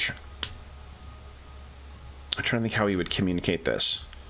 He looks around and then kind of scampers over, grabs one twig, brings it over, and kind of puts it down, and then grabs another one, drags it over, and puts it down, and it's pointing in a different direction. He moves over to one of the twigs, and because again, it's the haze is so thick in here, you really can't see where the sun is. He gives 2 barks, and then he moves back to the other, and then look at the sound effects here, huh? 3 barks. Thanks, Anna. 3 barks, and then kind of moves in a circle, and then kind of lies down, and then looks up at you as if, do you understand? We're lost. Snorts, shakes his head, gets up, he moves over to the one pointing in one direction and barks twice. Arr! Arr! Then he moves over to the other one, he barks 3 times, arr! Arr! Arr! And then curls up as if he was going to be lying next to a fireplace. And then he looks up at you in the muck. 3 barks, back to town. That way, right? Arr! Barks once. It's too late for us to be out here and still be safe. So, you think you can lead us back? Is the scent still in the air? Arr! Barks. Okay, pack up everyone. we're out of here. Okay. So everyone grabs their stuff. Let's see, you're 6 hours in. All right. Then let's see how you do. Would you give me those two things? If it's easier to, you can just roll like a d20 plus whatever your modifier is, and then whatever Jared. Since it's only the two of us tonight, we don't need to keep like having each individual. Oh yeah, we both have a +2, so. Oh, okay, there you go. So just give us 2 checks here. To not helping Wolf. Oh my Wolf. Gosh. Use your scent. All right. So another hour down. Then go ahead and give us 2 more again. There you go, +2. All right. So he's sort of scampering ahead of you, gets to a certain point where he scrambles up and kind of looks around and sniffs and kind of whines. And he turns and looks at you, walks over, or kind of like trots over, looks up, points his nose in the direction that you guys have been heading, shakes his head, points in another direction, and barks 3 times. Hi. Come here. Come on. Anna says hi as well. Hi, sweetie. Hi, sweetie. You outside? Yeah. So what do you think? Well, I have to trust him to get us back. So go ahead, Wolf. Lead the way. We're following you. Okay, go ahead again.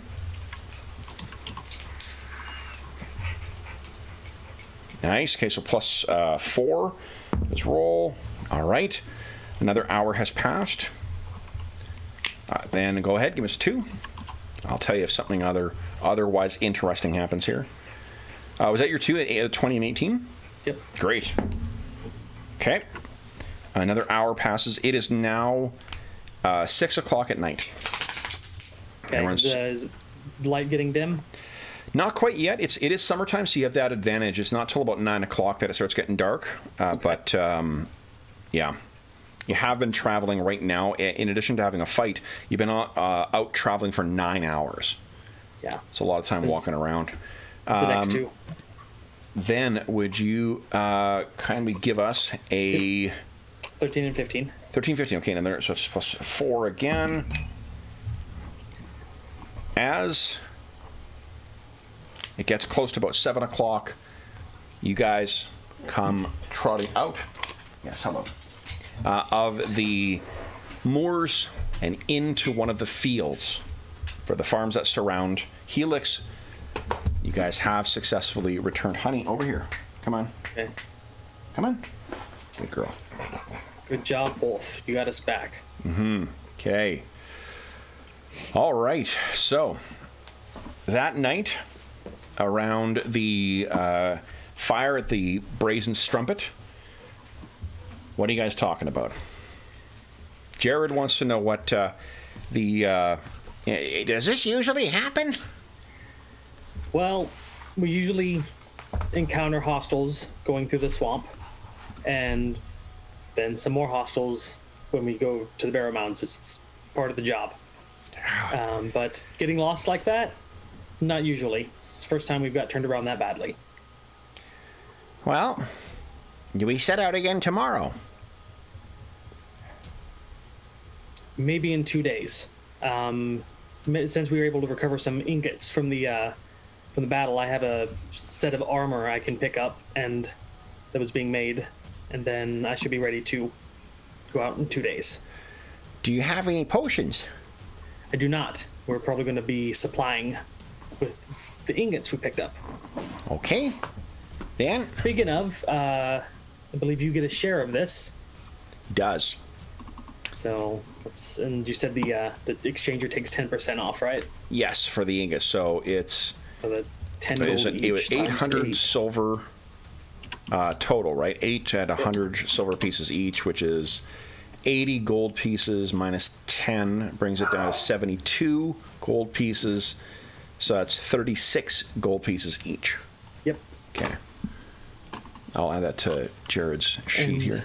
We'll keep Wolf, Real, Vermin, so 4 GP for retainer. Okay. And then, let's see here. Where is equipment? There we go. All right, 36. Okay. I think it's 50 for a potion, isn't it? For a Cure Light potion? Let's see. 3.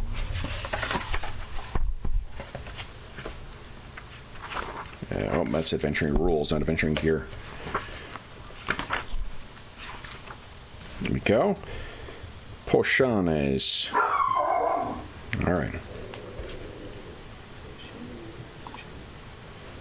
Cure Light Wounds is 50, yes. Is it 50? Okay. Yeah. So I don't have enough to get a potion. Yeah, Jared can't afford a potion right now. He will heal overnight with a night's sleep, though. Yeah. And so will Wolf.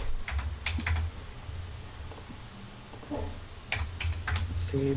Kieran, you're already full. Yeah. Did you heal real at all? I did, yeah. I hit him with a spell. Okay, no, I'm sorry, natural healing. So he'll be able to heal to full. Vermin, if it's only overnight, will heal 1. I can get him with a Cure Minor before the day's out. Great. Yeah. So he'll be right as rain tomorrow then. Okay. All right. So anything else you wish to do before you set out for another try here? Aside from checking with the armor smith if my armor's done. Armor's not quite done yet. Okay, so then we can set out today again. Okay, how much do you have left to pay for that? Let's see. A note here. I was getting a breastplate. And I think I need 100 GP, so I don't have enough to do it anyway. Oh, okay. So. All right. Then allow me to generate our... I need to do a whole sheet worth of these random encounters just to have them ready for a future. Plus, they're kind of fun to roll. All right. So, here we go. First one. We'll need to stock up on more arrows. I think you only lost a handful, didn't you? 8. 8, okay. Well, I had 38, so I still have 30. I'm good. Check Real to make sure he's got arrows. Okay. All right, got 10 hours worth of encounters generated here. Let me just specify what they are. And then we'll be able to set out again. Apologies again for not doing this beforehand, too, John. I'm sorry to waste your time here. You're running the game. I have no complaints. Okay.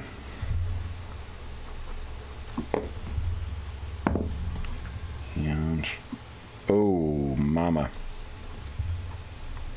No, you can keep the Fang Dragon in the mountains where it belongs. One of the best things about this chart is that it prompts you up. So, like, if you roll, in theory, for a first level encounter, you still can be rolling on the 6th level chart. Don't do that to me. I don't want to leave everybody behind as I run for my life. Yeah, really. Run! I mean, the one who's... it's Jared's the one who's going to be the most screwed. If there's the combo of the deep water with the... I will pick his 35-pound self up and run with him. Yeah, he is. He's not very heavy. I played a rat folk in Pathfinder, a rat folk rogue, and I loved him so much. Rat folks are pretty fun. Well, he wasn't a stabby rogue either. He was the chatty one. Yeah, it was just... I had so much fun playing him, and someone else carried me in their bag of holding. Because I was so... you see the bag of holding or the handy haversack? Might have been a handy haversack. They snuck me in somewhere to steal. Just by, like... they had to surrender their backpacks, and I just hid in their backpack because I was like 30 pounds. So... hope they just gave you like a breather tube or something. Well, I knew I was going to be able to get out shortly, so I got in there, got myself out, and then grabbed everything else I needed. Yeah, it was pretty fun. All right, so you are ready to set out once again. So let us go back into the Barrowmaze. All right. Arn's not proficient with anything, is he? Arn has a dagger and 2 Eager to work hands. Can we get him a sling before we leave? I don't think he's proficient. Let me double check what the... I mean, it's a simple weapon, so maybe he is proficient with that. I mean, even wizards are, so... Yeah. Thing is, if he draws attacks, 2 hit points. Yeah. Well, and you know what the thing is? Torchbearers, since he's been hired as a torchbearer, he's cheaper. He's not paid to fight. Okay. So yeah, no, never mind. He technically can, like if he freaks out or something like that, and is cornered, then he technically would act. That would be his reaction. If he's fails a fear check and he is stuck somewhere, he will fight. The rules allow for that. Okay. He is proficient with 1 simple weapon, which is his dagger. Okay. Gotcha. So he's not even proficient with it. That sucks. God. Well, he's got vermin to look after him, so I'm sure they'll be fine. All right. So then all right. So the first little bit of time out. Okay, I do still have the music playing. I was like, did I have it turned down so low that I can't even hear it? But I think it's louder in the stream than it is. Okay. Let's see here. So, first up, whoops. Let's start with your 2 aid rolls here. So let's do this here. Them, so there we go. Oh, nicely done. Trip 2. Okay, so 2, that's plus 4. All right. Alrighty, so 1 hour out into the mass of the Barrowmaze. You can tell that Arlen and Vermin maybe had their metal may have been shaken a little bit last time. Vermin in particular, he was running around like a maniac for a while there. So they're definitely keeping an eye on those, you know, on the I don't blame them. There were 6 frogmen. I mean... Yeah, fair enough. All right, next hour, would you kind of give me your aid rolls? Ooh, not 1. Jared's not having none of it. He got something on his shoe. Okay. All right. Next, our 3rd hour here. Okay. All right. Because it was 19 you're so fond of. So this would be 4. 4th hour here. Oh, those are 2 rolls? Okay, 14 and 10, so plus 4. Nat 20 from him. You find the Barrowmaze. Yes. No. No. Wines. Uh-oh. Did you get a sloss again, Wolf? His head goes down. It is currently 1 o'clock. We must have... Did we leave late this morning? Nope, let's at 9. Okay. You had to do shopping that day, right? Yeah, a little bit to restock. Let's give it another hour, Wolf, and then see what happens. Go ahead. Nice. Okay. He seems confident. He's happy. 12, and he sort of points in one direction and barks. Alrighty. Okay. Next hour. So this is this is about 3 o'clock in the afternoon at this point. 3. That's 6 hours to get back. Will put us at 10. Ooh. It's very close. As long as you're not... So the mounds... It's just a reminder, too. The mounds are particularly dangerous at night. The moor, not necessarily. The moor is just as dangerous as it always is. There's shit that's out there. It doesn't get more dangerous at night. It's just as trickier to navigate. Okay. Well, we'll push it. Okay. If we find the mounds in the next hour, we're good. If not, we're heading back. Sounds good. I like that attitude. All right. That's 2. All right. So, let's see here. Yeah. This is 3 o'clock in the afternoon as you guys stumble out.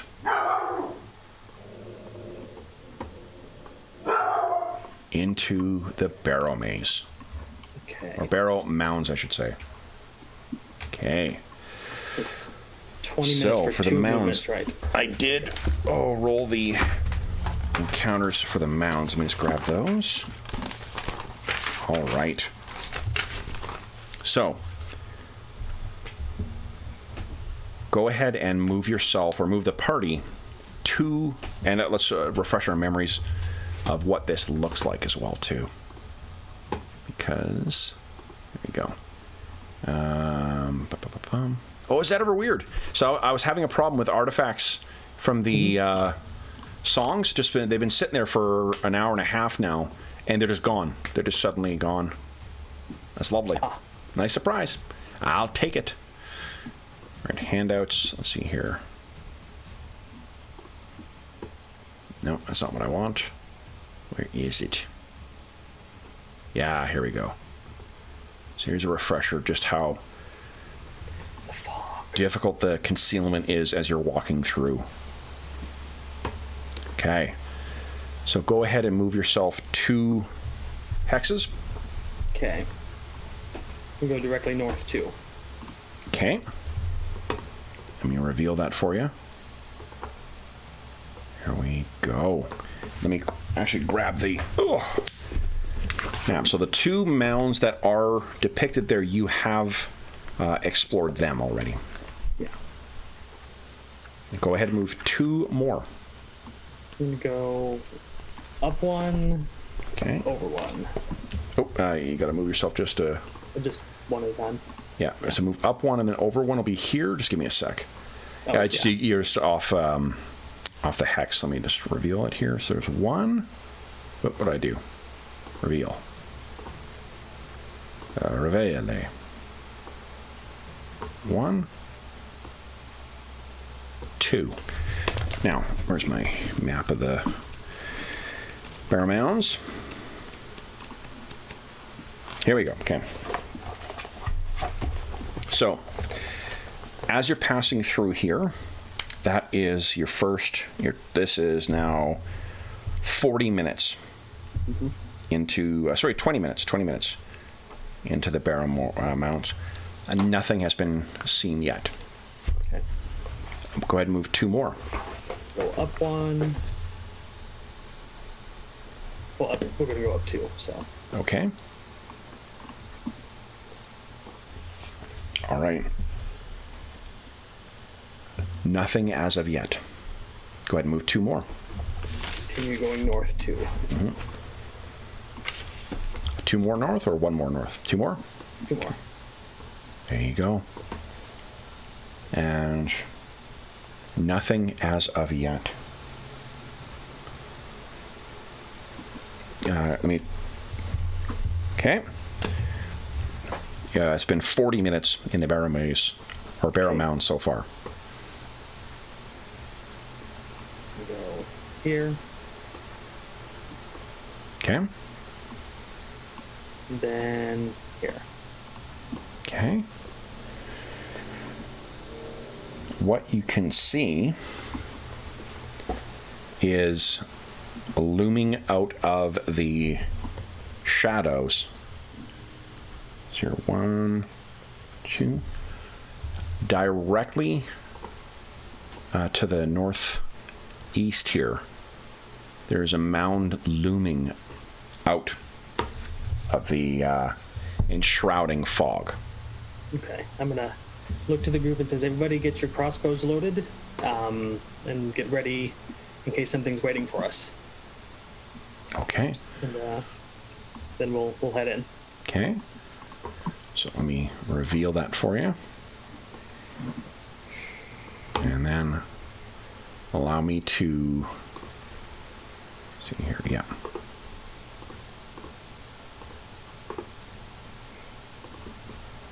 That on there. Just going to move you out of the way for a second here.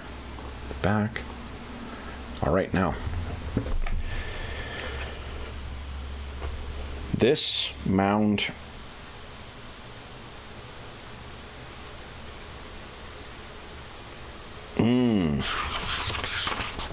is sealed. As you look around this covered area, come on. God, it's been so hot here. Just everything's fucking sticky. Every time I brush up against a my what do you call it? My paper with everything on it, I start moving everything around. It's fucking gross. This one is sealed with a thick cover stone, meaning they have not been sealed. They will require you 2 turns making noise to shatter the cover and make your way in. We brought tools to do that. 2 turns, would that be like an hour? No, 2 turns is 20 minutes. 20 minutes, okay. So it'll take 2 turns. Basically what it means is that you'll have 2 random encounter chances. Okay. Because 2 the time triggers it once, and then the noise triggers it a second time. As a torchbearer, Arlen can try to break in, right? Or yep, he's a laborer. Yep, he definitely can do that. Anything that's not fighting, basically, you can use him for. He could be a porter. He can be a, standard bearer. He can be whatever. You are currently an hour into your expedition into the Barrowmaze. If you do the break-in, it'll put you at 80 minutes in. Okay. So maybe 20 minutes to explore the barrow. It'll put us at 5. Let me move you over to the barrow sheet here too. Okay, so we'll have Arlen and Vermin try to get us in while the rest of us stand guard. Okay.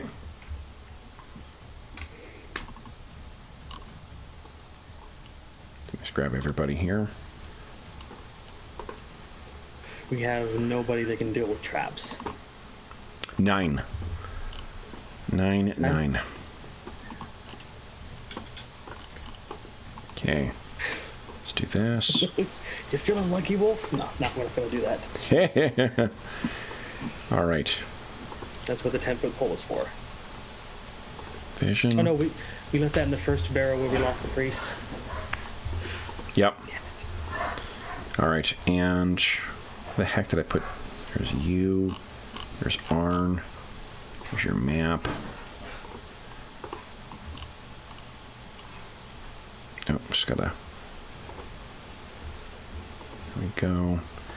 All right, and where are you? Nope, that's that. Here you are. Okay. So, Barrowmaze must be huge. Yeah, the maze itself, the map is sprawling. There's got to be some ways of like marking a passage through that swamp that we can get here quicker. Mm-hmm. I'm gonna start buying colored fabric or something. Why is your character not showing here? You know what I'm gonna do? Hold up. Is there we go. Go to legacy lighting. No. This is actually the new dynamic lighting on this particular map here. Let me just get rid of that. All right.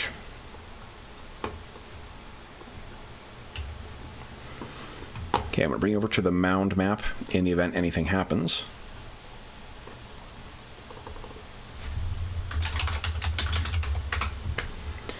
Okay, so you guys are right up here. The lighting is just to show how like where the fog is. Okay, so you said Vermin and Arn are going to be doing the heavy work. Is that right? Yep. Okay. Well, the rest of us are guarding. And excellent. I'll probably be back here, me and Rio with our bows. Wolf will be keeping a lookout, and Jared with his heavy crossbow. Okay. So you guys are keeping watch, and you go to town here. Okay.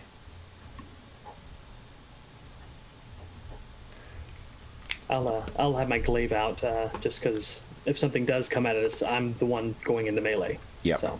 Yeah, that makes sense. Okay. All right. Okay. If Rio lasts long enough, his first class level better be rogue. Oh, is it? Yeah. I hope so. That way he can backstab people. Mm-hmm. This is for Karm.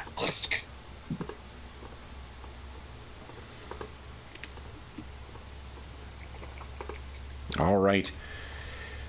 So, would you... Let me see here what the distance is.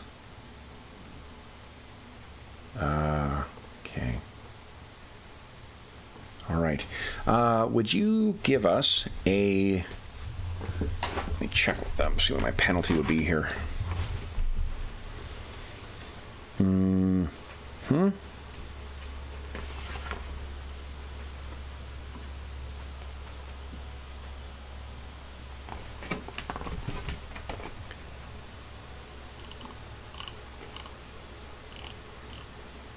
It's not on here. Shoot. Okay. I think it's 10 feet. I was going to quickly, sorry, John, to look up something to remind myself of. So, see, when we play this every week, I usually do my refresher on some of these things beforehand. For those listening at home, apologies. You're watching in live action as I try and remember how or relearn this edition of the game. Well, you get the direct tabletop experience. Exactly, yeah. It is. I was right. Okay. Would you kindly give us a listen check, please? Listen. Yeah, I want to know the penalty for range on it. It's -1 per 10 feet. Oh, mama. Yeah, well, we're low level, so they're not going to be high. You blame that. It is a poor craftsman who blames his tools. The tool is shoddy. Speaking of tools, give us a check for Jared. Jared is not a tool. I think his is the same as mine. No, he's got a little bit better listen. Go. Apparently. All right. So you guys are there. Jared's got his goggles on as well. You may not know, but Jared comes from a certain flying city originally. Yeah, which we're never going to. Because it kills the campaign. Every time. So what, Jared, you guys are standing around, you can hear Vermin and Arn are hard at work. They've told you, hey, we've got cracks. We're almost through. And they're hitting away. It sounds like thunderclaps to you as far as you're concerned. Your eyes are trained on the thick fog that's around there. Then Jared stops, hits you, and points to the south, directly south of you. Down there! There's something coming. Ooh. Now, if you take a 10 on your listen, that gives you a what? An 11. Right now, then, you still... I don't hear anything. Which means that I think let's first have everyone roll initiative. I will roll initiative for what I'm dealing with. Let's see here. Awesome. Yeah, whoever put the character sheet together, whatever things we have had issues with, their decision to prompt just hit the token and hit the initiative thing. This is a faster process for rolling initiative than any other version of D&D we play. It's so awesome, with a big group of hirelings. Yeah, there is a way to do it on most sheets. You just have to set it as a token macro or something. Well, that's the thing. They've done it for us, is what I'm saying. Yeah. So I really appreciate that they did that. All right. Okay. Und done. Shit, what did I roll? Damn it. Madison, you're cheating. Okay. So. Go.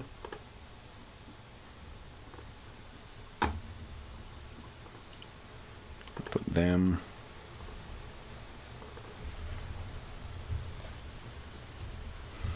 All right.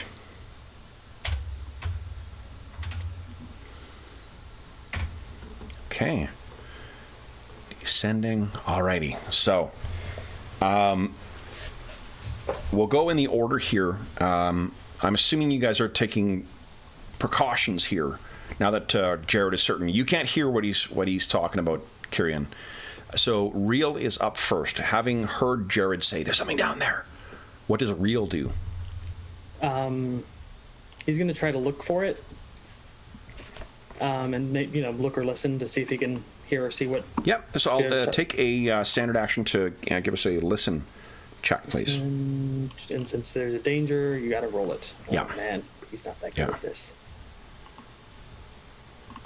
Okay. So that he still can't hear what's Jared talking about. Okay. He says it's down there. So Real is gonna glance there, but being paranoid from losing Karm, he's going to look behind us too. Kind of train of sight back there to make sure nothing's going to sneak up on us. Absolutely, yeah. No, and that's a solid plan. Wolf is up next. Wolf's intelligent, so he's probably going to move down here and try to stand next to Kyrian and start low growling. Wolf also can... He could spend a standard action to make his... let's see here, hold on. Actually, no, he knows his ears go flat against his head. I'm trying to remember how scent works. You don't make a roll for it, you automatically detect it, and it's increased if it is something that is particularly aromatic. His ears are flush against his head, and he's growling down in that direction next to Jared. Can he prep an action to bite if something gets in range? I mean, he can, but, you know, that's fine. Okay. Then Jared's turn. What's Jared doing? Jared just hears it, right? Just hears it. Yeah. Well enough to maybe aim for a square? No. He's going to cast Bless. Okay. So he's taking his hand off of his readied crossbow and then casting Bless. All right. Yep. So that grants what? +1 to everyone within a certain... Attacks, damage, and fear saving throws. Oh, nice. That's awesome. I think that's why I selected it for him. So, because you guys were having a tough time with those fear checks. Alrighty, so Bless, and the duration... It's, should be... 1 minute per level. Awesome. So a minute. Yep, that's great. And all allies within 50-foot burst, centered on him. So that's a standard action. Mm-hmm. Free action to let go of the crossbow. Standard action to cast the spell. Move action to get it ready again. Yep. I'm fine with that. Live by the action economy. Die by the action economy. So a +1 on attack rolls, not damage. Attack rolls and save. Saving throws for fear. I was thinking second edition. Totally. Plus. It's just, we're currently running 3 editions on the channel. So we're bound to get some of them confused. Sometimes. All right, then it is. So, what does it look like? We haven't seen Jared do that. Now, he's not a priest per se. He is just a archivist. So it's going to have a different kind of, like, maybe there might be like symbols or something, or you know, divine runes. Seem like the wizard version of a cleric or something. So he just reaches his hands up and starts sketching a rune in the air, and then slamming his hand on it, and just goes. I love it. Yep. All of you get that bonus now. Then it is Vermin's turn. Why don't you give us a listen check for Vermin? Yeah, I can do that. Let's see if he hears what's coming. I mean, he's like pounding on the door, so yeah. I don't think it's. And he's got that sledgehammer. Okay, no, yeah, he can't. He stops and looks around. Kyrian, you're up next. What are you doing? Kyrian doesn't know what's coming, so he's just going to ready an action to hit something if it's within reach of his glaive. So. All right, then. It is their turn. So. Their turn. Multiples, no. What lumbers forward is, let's see, do I have a hand up for this already? I'm fairly certain I do. Plus the departed dead hirelings. Let's see here. This is where Kevin usually makes a Bush League DM joke. Nice, Wayne. Nice. Yes, very true. Wayne, you know me so well. Let's see. I need Gnomish Piper. What the hell was going on in this campaign before? I don't even remember that. Holy shit. Okay. Because of my stupid penchant for naming things, I have no earthly idea what I called this. So I think I buried in the barrows. That's the dead, right? All right, so let me just show you this, because this will work. But what comes shambling forward are... There we go. Actually, no, that's too skeletal. Not quite like this, but... Oh, no. So, Let me What the hell are move. those, Jared? What the hell are those? Okay.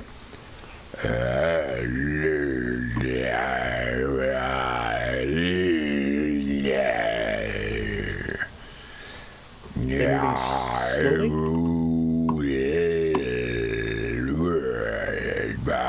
A little closer, a little closer, a little closer. Come on, come on! Sorry. Oh, hold up. You know what? 1 second here. There. So I gotta move back here. 1, 2, 3. Yes, there we go. I'm cheating already. Okay. I'm trying not to cheat with my brain going, what is the monster? Go through everything. Don't. Yeah. Oh, no. Yeah, I actually got an awesome. It's for Pathfinder, but I can use it for this too. That's just basically a book of the Advanced Monster Guide, I think, or Advanced Bestiary. All it is templates. So there's, I'm not concerned, but to keep it interesting for you, I got a whole shit ton of templates to throw on to make monsters like, wait, what? And he does what now? All right, so they shamble forward, and they're coming towards you. They're grasping hands, hungrily grabbing out ahead of them. Arn is next. I need a will save from Arn, please. The +1 because of bless. Yep. It doesn't ask for a modifier when I click it, so just add the 1. Okay, we'll add 1 to it. Your head. Here we go. Arn's not afraid. Nice. He What is keeps Arn whacking doing? on that. He keeps slamming his pick into the thing. Just maybe it'll help if we get it open quicker. Slamming away, all right. Then it is Real's turn. What's Real doing? Oh, let me hold up. Let me move this to. I need to look up the. Someone shared with me earlier the hotkey for transferring between layers. I can't remember what the hell it is, so I should really commit that to memory now. All right, then Real. What's Real doing? If you find out what it is, let me know, because I do that all the time. Yeah, for sure. What's Real doing? Okay, well, he had his bow out, so he is just going to fire at one of them. Please do. Within first range. You got it. Get to the weapons and fire with a short bow. Oh, hold on. Bless is active, so Yeah, +1 to hit. Nice, solid hit. Sinks into this thing. No effect whatsoever. Oh, great. They're not good with piercing. That's Wolf's lovely. turn. What's Wolf doing? He sees these things moving in. Last time these things came in looking like this, they started choking you guys. Oh, these are the same things that choked out Karm? They look exactly like him.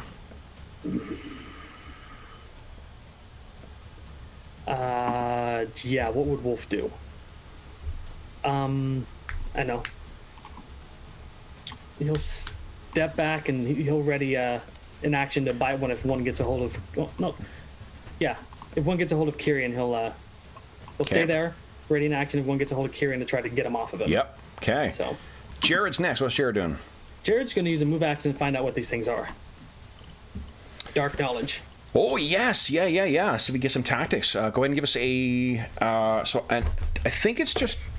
I think it's Knowledge 15 religion. plus their CR. But let me just double check here. Oh, his ability says DC 15. Yeah, I think it's...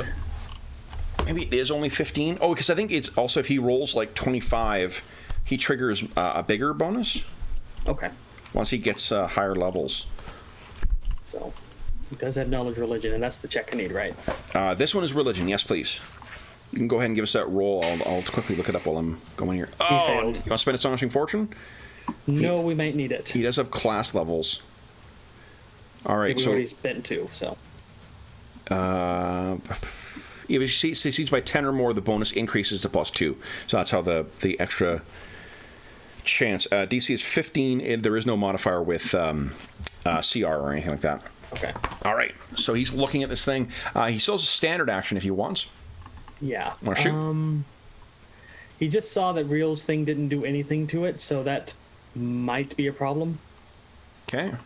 So, spells, what has he got? It did connect. Like it landed, right? It just didn't... It didn't seem to do... Yeah, maybe he can hit it hard enough. Okay. He'll try to shoot the same one, this Sure. one over here. Go ahead. Equipment, weapons, heavy I guess we have crossbow. thwack with a snap of the crossbow going off. Shack, that hits. Unfortunately, it doesn't seem to slow it in the least. Hits her solidly in the side, though, right in the hip. Verman, let's have a... Because they failed, what I'm ruling is just like, because they haven't made a successful... Arn's not going to need to make any other fear checks unless something triggers. Vermin has not opened an encounter with a successful save yet. Okay. So yeah, he's going to have to check again. So 12. Nice, yep, he's good. What's Vermin doing? Well, he is paid to attack things, so move action to get out his crossbow and standard to load it. So he drops the sledgehammer? Mm-hmm. Okay, well, I think he'd have to move and get it. Oh, okay, yeah, maybe it's on the sled. Yeah. Okay, so yeah, that he'll use his turn to go and... Okay, so he grabs his stuff. Kyrian, what are you doing? Oh, Lord. These are undead. What is my range for this? For turn? Yeah. It's like I got to at least limit how many can get to us. I think it's 30. If I remember. It's either 60 feet away. Sorry, 60 feet? Yeah. Okay. Turn the closest, but you can't turn more than 60 feet away, so they're within 60 feet. Okay. Yep. Okay, so I'm going to try a turn attempt. Okay. I'm going to take my hand off my glaive, raise it up, my standard action, and then move action to get my glaive back in my hand.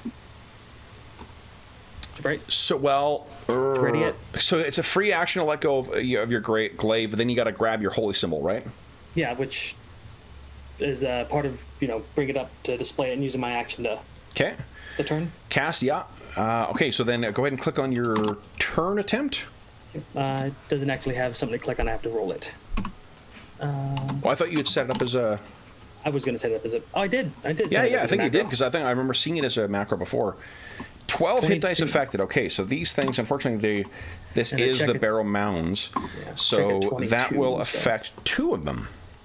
So 22... I'm not sure what the penalty is. Wait, for no, the 3 of them, turn 3 of them. attempt. Yeah. All right, so it'll be So 1... just for knowledge, it lowers your effective cleric level for... No, turning it gives them, things? grants them turn resistance. Gotcha. Yeah, it's even worse, because it makes each of them gets a bonus to their how many hit dice they count as. Gotcha. I'll put a golden token on each of the ones that is turned.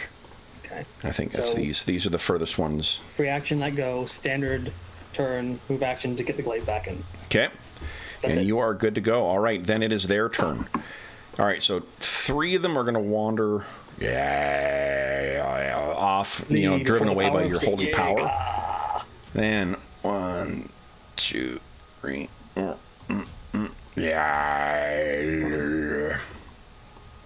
2, 3. It's really close. Okay. 1, 2, 3.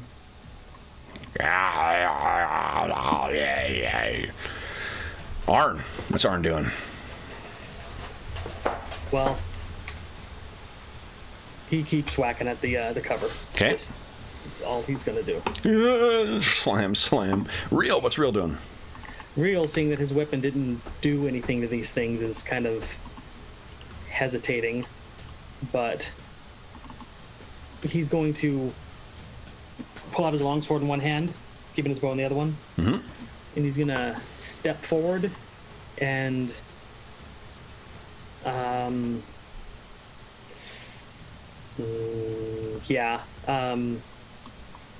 he's just going to line up, straight up, move up, and prepare an action to hit an undead that comes close. Okay. Then it is Wolf's turn. What's Wolf doing?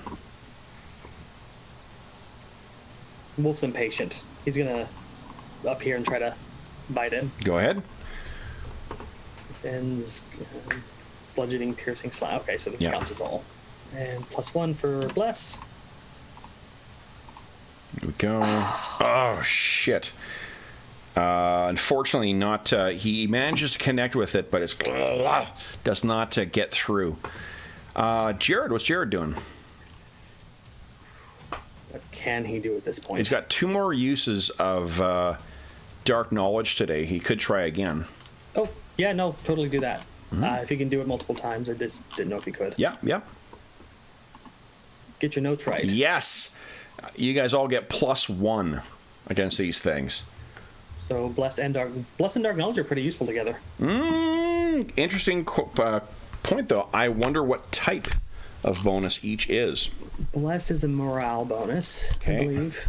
And let's see here. Jared says, didn't specify. Let's see. That could have been untyped, Bless. So it'll stack. Okay.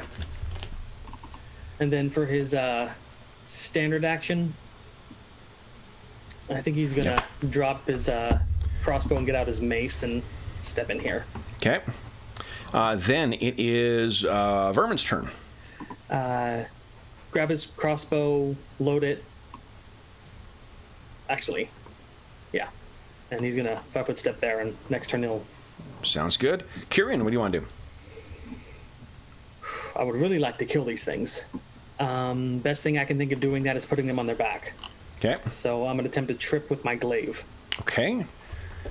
So it is. Go ahead and give us your trip attempt. Yep. Bonus 2. No. There. Okay. Oh my God. Yeah. I got a nat 20 though. I'm so sorry. Oh. Boo. Yeah. So, but now you get. No. That was just to hit him. Then we do roll our checks, like strength checks. So okay. Well, I got a nat 20 on my strength check, so I might get a. You might get it. Yeah. Let's go give us your trip chance. Nope. Okay. All right. So are you dropping your bow or dropping your glaive then? Yeah, I'll have to. Okay. So you try and get you try and sweep in, and I think this thing's foot just stomps down unexpectedly, and you're like shit, and then let go of your glaive. Okay. Then with my move action, I'm going to reach down and pick it back up. It's under its foot right now. Oh. I'm going to make you make a contested strength check to try and get it back up. Yeah, I want it. So. Okay. You don't get the +4 you get from your improved thing this time. Fuck. 13? I got 13? No, I rolled 19 and his modifier is +1. I got 20 in total. So yeah, I know. Okay, then it is this thing's turn. All right. Okay, I still got my spike gauntlets. Bring it on. Yep. All right, but it's Arn's turn next though. Oh no, it's their turn next, isn't it? Yeah. Shit, they're right after you. All right, so stepping off of your thing, these come forward. Triggers Reels, ready to action. Yeah. Go ahead and make his attack. Here. Hopefully this does something to it. Come on, Reel. Nice. Solid hit. These cut cleanly. Unlike those things that you fought before. So these corpses look similar, but they cut much more easily than what you have faced. Now, this thing staggers forward. Your AC is a 17 right now. It is, yes. Yeah, okay, and then I have +2 to hit, so it's not a huge amount. All right, so this thing clumsily swings at you. It's a miss. Then this one staggers in on Reel. That's a 15, which I think is good enough to hit Reel. Yeah, he doesn't have his shield. Reel's got a 16. Wait. He no, doesn't wrong. have his shield. God dang, so, yeah. So 15 does hit. Shit. Okay, then he takes... okay, here we go. 7 points of damage. Jeez. He feels something's wrong about his arm right now. He tried parrying and he feels that it was wrenched in a wrong direction. And then the one facing Wolf is just going to try and batter down with both hands. 7 is not going to be good enough. Wolf is easily able to keep out of the way of this thing. Then it is Arn's turn. Keep digging. Reel's turn. What's Reel doing? Reel is just going to slash at the thing that just attacked him. Okay. Just out of reflex. Yep. Go ahead.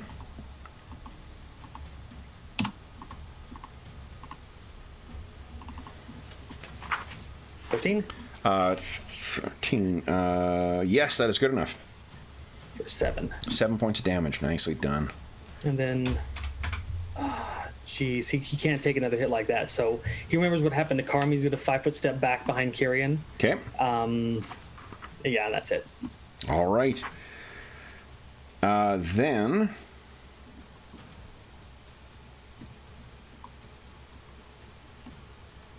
All right. Then it is Wolf's turn. What's Wolf doing? How smart is Wolf? Easily as clever as any of your other characters. It's going to 5-foot step over here and go after a wounded one. Okay. Just because it saw what happened when we didn't gang up on these things before. Okay. And it wants to take these things down. Mm-hmm. Go ahead and make an attack roll. Holy smokes.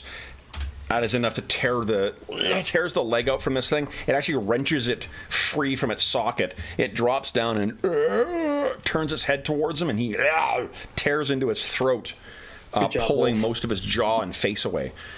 Then it is Jared's turn. What's Jared doing? How brave is Jared? Jared's a pretty brave little gnome. Okay. Seeing this opportunity, he's going to run into a flanking position and try to crack this thing with his mace. Okay. It's probably going to be a bad idea. But maybe go ahead and make your attack roll. I'm just going to see. I can't remember if he benefits from dark knowledge. I'm sure he does, but so many of these abilities are like your allies gain, right? Granting his allies doesn't include him. Oh. Didn't we look up something that said when it says allies, it includes you? Didn't we look that up? I know. In Pathfinder, they the writers explicitly said you count as your own ally. So. Okay, so we're going to do that in this too, because I think I remember reading that in the rules compendium, as well too. So he'll get a +1 to hit on top of that, so +4 to hit in total with the blast. Oh my god! You want to spend Astonishing Fortune? This is one where I would spend Astonishing Fortune to reroll. Yeah, +4 to hit is pretty sweet. Yeah, even though he has a -1 because he's not a very good. Okay. Okay, come on. Yes! Good nice job, Jared. Unfortunately, he hits this thing. It's like hitting a slab of ham. So hits it and not enough doesn't to get through, unfortunately. Vermin, what's Vermin doing? Well, seeing that there's a melee going on, well, he doesn't know better. He's still new to the adventuring. He's going to fire at this guy with his bow. Okay, so -4 to hit. Yeah. But it'll be offset a little bit from the bonuses. Yeah, it will. Yeah. Between the +2, so -2 in total. At least he didn't roll a 1. That is not a great shot. So it goes wild. Maybe he was being overly cautious. Kyrian, what are you doing? You can bend down and pick up your weapon now. It will incur attack of opportunity. Yeah, if I 5-foot step over, could I still reach it? I think so, yeah. Okay, because that's what I'll do. I'll 5-foot step over, move action, pick it up, standard action, slash at him. Standard action, so step, then picking it up and slashing? Yep, I'm fine with that. Okay. Which one are you hitting? The one that's on its own now? The wounded one, yeah. Yeah, okay, go ahead. I'm not even going to try and be fancy about it. I'm just going to try to hit it. You got it. These things are stronger than I thought they were. That is a hit. Oh, it's so much damage, too. You hack this thing, and it's almost all the way through. So, like, it's sort of slowly sloughing itself apart from top to bottom. It's still moving, though. Hungry and eager to kill. Now, who is it going to be eager to kill? 5-foot step in here. Let's see here. Both of you heard it last time. So, on a 1, and there's 3 valid targets now. He's flanking the wolf. 1 to 2 is wolf, 3 to 4 is you, 5 to 6 is real. 3 to 4, 3 to 4, 3 to 4. It's wolf. Well, and he's got +2 to hit wolf. So he's got a total +4. But a 9 is not good enough. Wolf is canny enough to keep himself away. Lucky. Now the one that is next to wolf, I'm going to roll 1 to 3. It's Jared. The otherwise the wolf. It's Jared now. So in turns, fortunately, Jared's got a 15 AC. Decent, yeah. So this thing turns. 18 + 2 is 20. Oh no. Jared takes. Oh, jack dice. Jared takes 4 points of damage. It slams into him. Then it is. So Arlen's still digging. Real? What's Real doing? Real's moving into a flanking position. Okay. This worked out very nice for him. Go ahead and make your attack roll. Jared is... well, you can't crit... Yeah, I can't crit on an undead. but that is sufficient damage to... He dekes around this thing, brings himself around, and slashes the last remaining bits of it, and the two parts fall into halves. Wolf, what's Wolf doing? Wolf is spinning and trying to get this guy that's getting his friend. Yep. Gives him all the fancy bonuses to hit. Let's see here. Oh, yeah, solid hit. All right. Then it is Jared's turn. Yeah, Jared doesn't like getting hit. He's going to step back and cast Cure Light on himself. Okay. This is his last Cure Light, I think. Oh, no, it's first time today. Yep. Okay, so 4 back. Nice, back to full. Mark off his spell. Maybe Light. his instead of like pushing out, he like gestures in front of himself, and like a glyph appears, and then he pulls it towards him, and it sinks in. Yeah, that sounds great. Then it is, so that's a standard action, that's a move action. I think that's everything for Jared. Yep. Vermin. What does Vermin have for his... He could reload and fire again if he wants. To move action, right? It is, but yeah, all he has is a dagger on him, so he's going to do that. Okay. Vermin... So minus 2 to hit in total. Once everything is factored in. Let's roll another 2 there. Well, yeah, it wasn't a nat 1 though, so that's good. Kieran, what are you doing next? You're perfect range for this guy. Yeah, but I'm very protective over Jared because he's a squishy healer. Yeah. And I'm going to just move over there and try to hit him. Okay. So you race actually, over... I'm going to try and trip him. Okay. Go ahead and make your attack roll. Because it'll prevent him from going after Jared if it's successful. Yeah. Not flanking. Yep, that's a hit. Okay, and then let's see here, contested strength. So I rolled terrible this time. Okay, I don't get the attack bonuses on my strength check, do I? No, because it's a strength check. The bonuses are to attack rolls. Okay, if it was an attack, then you would, yeah. Your attack to hit touch AC, you would have got the bonus to that, though. All right, that's actually better than what I rolled. So okay, so he goes down. Yep, and go make your attack. Triggers my attack. Yes. Flanking, no. Attack bonus is 6 because now he's prone. Yep. And oh my god! In that one. Well, you gonna spend a Astonishing Fortune? We're saving that in case we need it. Okay. So. All right, so you spin and down it goes. If he stands up, I'll get to hit him. So yeah, go ahead and make your attack roll. Okay. He's going to try and stand again. Actually, Wolf gets an attack opportunity as well.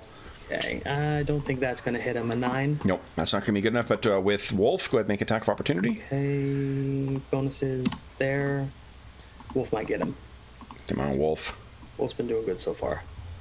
Nice, holy smokes. All right.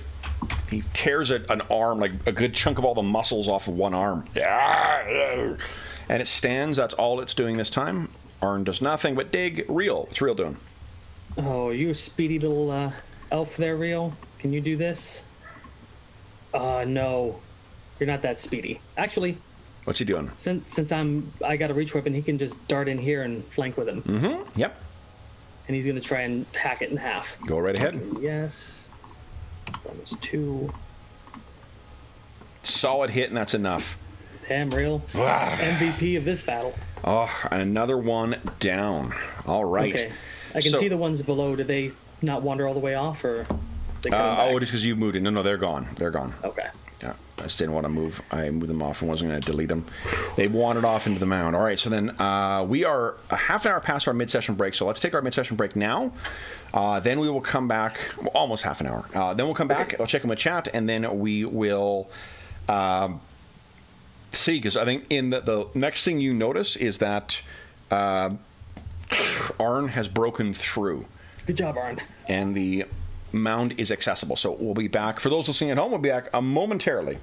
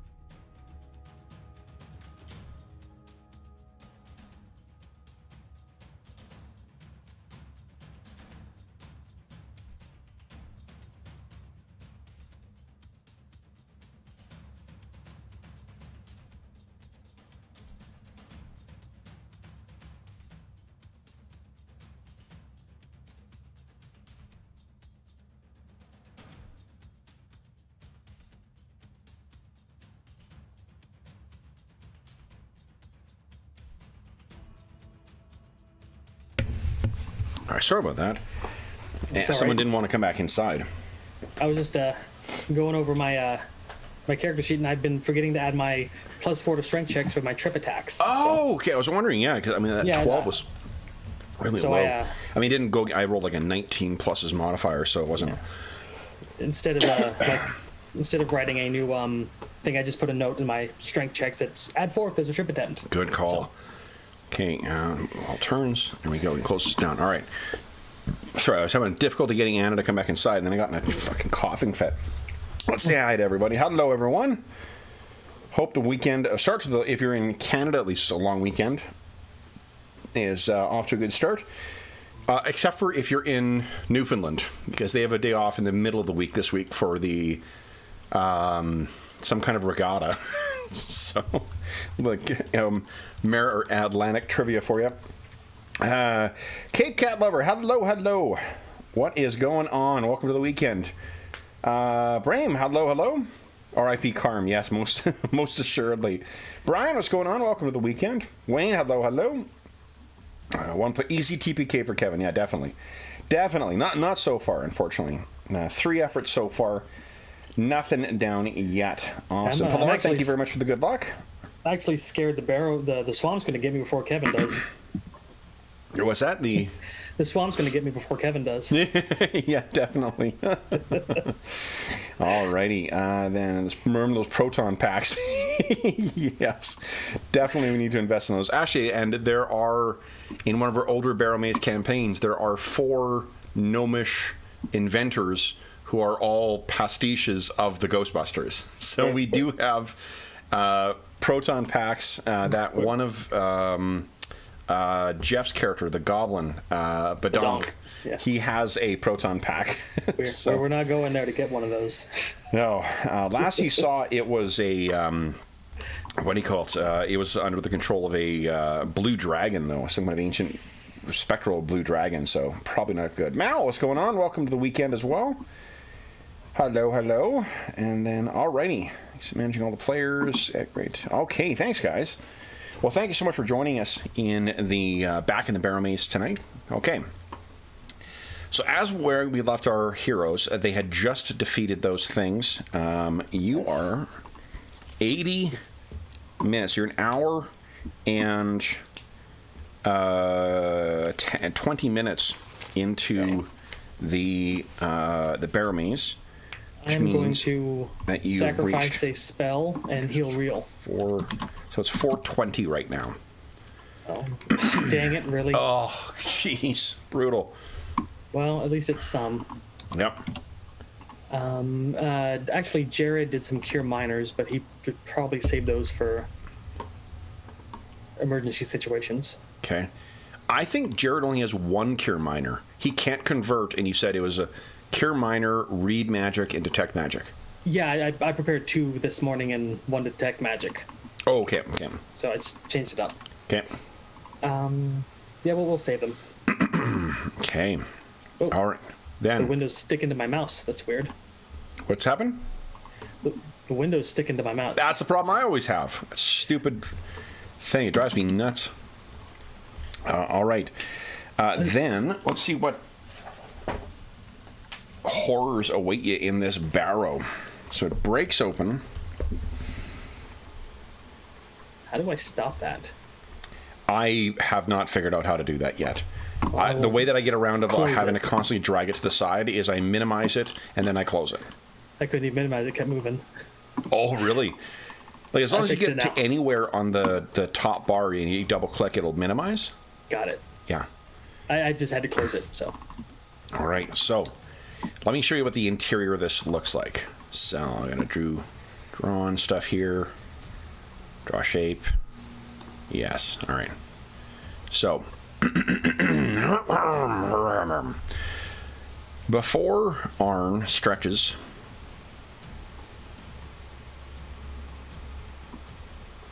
a set of stairs going down about 15 feet. And then there is a room beyond that. Let me do freehand. So the stairs.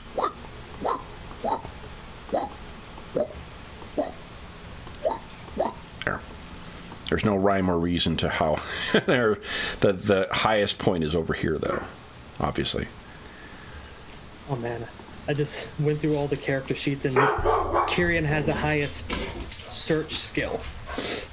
Oh, yeah. You're really missing... what's his name? Dave's character. Vargosh, yeah. Yeah, Vargosh, yeah, because he's got that great thief-barbarian combo. Yeah. Okay. I mean, I got a 4. It's not bad, but... Well, the thing is, I don't... if the trap is higher than 20, I don't think you can look, can you? Only rogues with trap finding can find those. Yeah, if it's higher than 20. So, what are you thinking? Well, I'm still going to use my peepers. I mean, I might find something. Okay. But I'm sure as hell not going to let the squishies get... So, it is... I think it's a minute for each 5x5 square, though. Yeah. So, what are you thinking? So, I'm thinking that I'm going to go first. Okay. I'm going to have Arlen right behind me as he's the torchbearer. Okay, so he's actually going to use one of his torches, so go ahead and mark off one torch. Yep. And then what I'm going to do is... where are you? Where's my DM screen? Here it is. I'm sticking to my arm again. Frickin' thing. The winter cannot come fast enough. I got, for our winter sessions, when it's cooler and I need to wear a hoodie, I got a brand new 6 more vodka hoodie today. And it is awesome looking. It's going to look great on stream. Because there's no, logos or anything on it, really. There's a very hard to see logo. Okay, he cast 20. Okay, so it's... let me just adjust the light. I'm taking your light. Oh, I moved it. Kev, what are you doing? Oh, now I'm moving the stairs. Oh, no. Control Z? It's a... I could do that. There you go. Do this. Okay, not night vision. I do have 2 light spells prepped in case I need them. But I sacrificed 1 to cast that Cure Minor, so... Okay. And then let me... do you wish to activate light? No, I didn't. I'm pretty sure Arm's going to have enough light for us, so... Okay. There you go. Maybe... No, that doesn't seem like enough. Shoot. I'll carry a torch myself. Just one hand with my glaive, other with a torch, and I'll drop the torch if I need it. Okay. So then, just give you... Off 2 torches. And they burn for an hour, don't they? I believe so. Let me see. I think it's on the DM screen. Excuse me. 1 hour. No. Okay. Yes, 1 hour for a torch. Okay. So... That way, Arlen can stay 5 feet back from me in case I set something off like a pit. Okay. So then, what are you doing here? Are you spending a minute on each of these 5-foot squares on the stairs? Yeah. Okay. So, and what's your search bonus again? +4. +4. Search is an intelligence-based skill in 3.5, which is a good one for me. Mm-hmm. So, first square looked... I'm assuming that you moved into there because you assumed it was safe? I did, yes. Okay, let me just do this. So he puts a trap right in front of the thing that has to be broken for you to get inside. I mean... Okay. Next minute, square ahead of you. Looks good to you. I step ahead. Really? I do, yeah. Feel like I'm in Dorman's shoes again. I'll find the trap. I will find the trap. Here on the other. Next square ahead of you looks safe as well. Let me move Arlen forward as you're inching forward as well, too. What is everyone else outside doing? They're going to come in as well, but it's going to be... I'm just worried about people getting left alone. This is a much narrower entrance than what the last one had, too.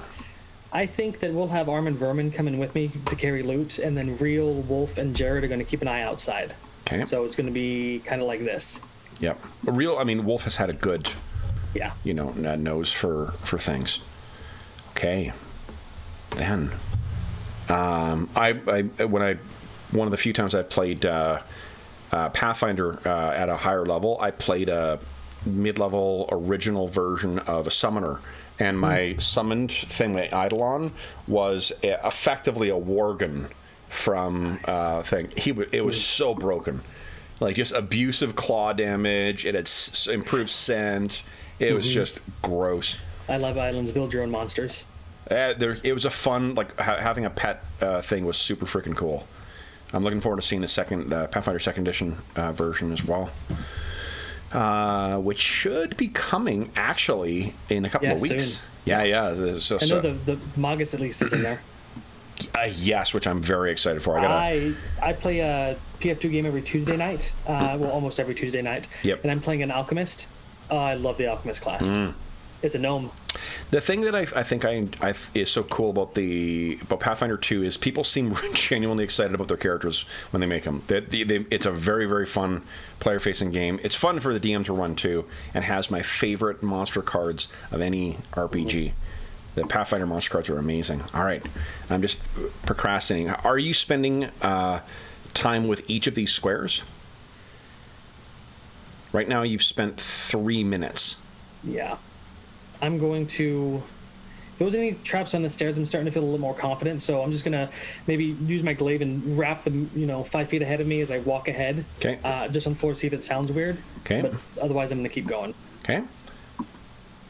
So I'll tell you if anything happens. Nothing yet. Okay, so from there, what you can actually see is there is a chamber ahead of you with a fairly low. The ceiling in here is about, oh my goodness. Is the glaive not gonna be... Are you going to make me dig out the fucking Underdark rules for using a glaive in an enclosed area? See, if we had short haft available, this wouldn't be a problem. Well, no, because it wouldn't change the length of the weapon. Well, no, I mean, but... Yeah. So hold on. Or choke up or whatever. Because these are low ceilings. I will actually, I mean, jokes aside, it is something pretty cool about the Underdark book. That does... well, if it's going to be that tight, I do have other weapons I can bring in. I do have a short sword. Yeah, I mean, it's not so cramped. I've grabbed it. It may not surprise you to learn I have it right at hand here. Well, it could be useful in other games. It's, you know what, it is... Oh, definitely. I've already read through it for for the other... I scoured everything I've got for it. I just remember Underdark has really good rules for simulating that. Unless it was... Where is it here? Adventures in the Underdark.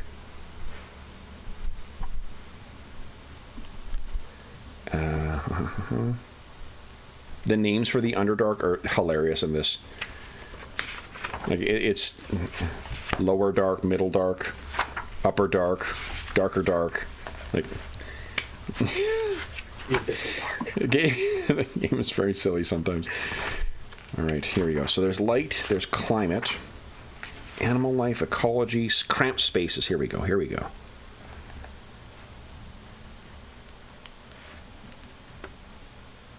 Weapons in cramped spaces. Here we go. Piercing. Is yours slashing or piercing? Kyrion's glaive is listed as slashing. Oh, shit. Okay. I haven't had a chance to buy a new reached weapon, but, Yeah. Glaive was in the price range. Yeah, so it's actually, because it's not a piercing weapon, it's unusable. Okay, so then I will have it passed back up and just go forward with my short sword. Yeah, and you absolutely would have known that going into here. In fact, I think I will bring the real shield down with me just in case. Sure, yeah, sword and board it. Which means you can't carry your torch then. You can still hold something in your shield hand. No, I don't allow that. No? Okay. No. You need to make effective use of a shield. You need your full hand to do that. Well, that's okay. I'll have my short sword sheath. I still got my spike gauntlet I can grip the torch with and punch with. Okay, that works. So. Absolutely. And if I need a slashing weapon, I'll just reach down and grab it and drop the torch. Yeah.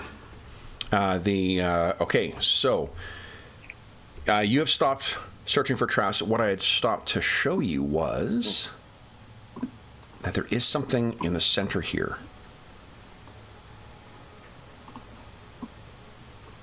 Looks like a single circular sarcophagi. I think it's sarcophagus, actually, because it's a singular. Okay, we'll have Arlen and Vermin move up a little bit, since I haven't fallen down the pit. And then I will step forward, look around. Okay. These two step forward. I'm going to tell them to hold there until I tell you it's safe. All right. So you get to there, and what you can see inside is that single sarcophagus. It is worn.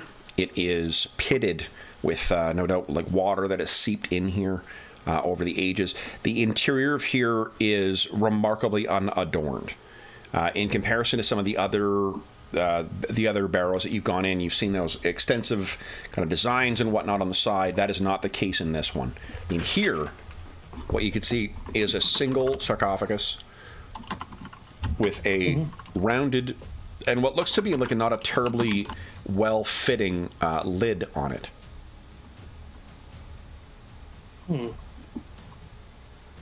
That's by far the worst shaped one I've seen so far. Mm-hmm. Okay, What would you like to do? A step forward. Okay. And then the walls in here are likewise. This is a very rudimentary structure. It looks like it supports the weight of the mound, and obviously whoever has been laid to rest here was important to the people, the culture that made this. But this particular one, whether because of age, whether because of speed, or time, whether at some long lost time these people fell out of favor, but they still felt they needed to give them a burial suitable for their station, but give them no markings. There's no markings on the side of the sarcophagus, no markings on the interior, and the ceiling hangs low, about 7 feet above your 7 feet above your head. So above my head? Okay. Yeah. So at this point, going into a room, I will search the square ahead of me to make sure it isn't trapped. All right. That's where I put a trap. Sure. So you're looking down and studying this wall, the floor. The floor is a simple earthen floor. There's nothing particularly special about it. There may be, I think they may have set like flagstones down in here to make sure the sarcophagus doesn't, sink into the earth too much. But even that, it's very unremarkable. It seems to be safe to your eyes. Okay. He's just going to be overly cautious and slowly transfers weight onto the flagstones as he moves in. Okay. Eager to jump back if something happens. All right. So you carefully step in there, your shield up, the torch burning, and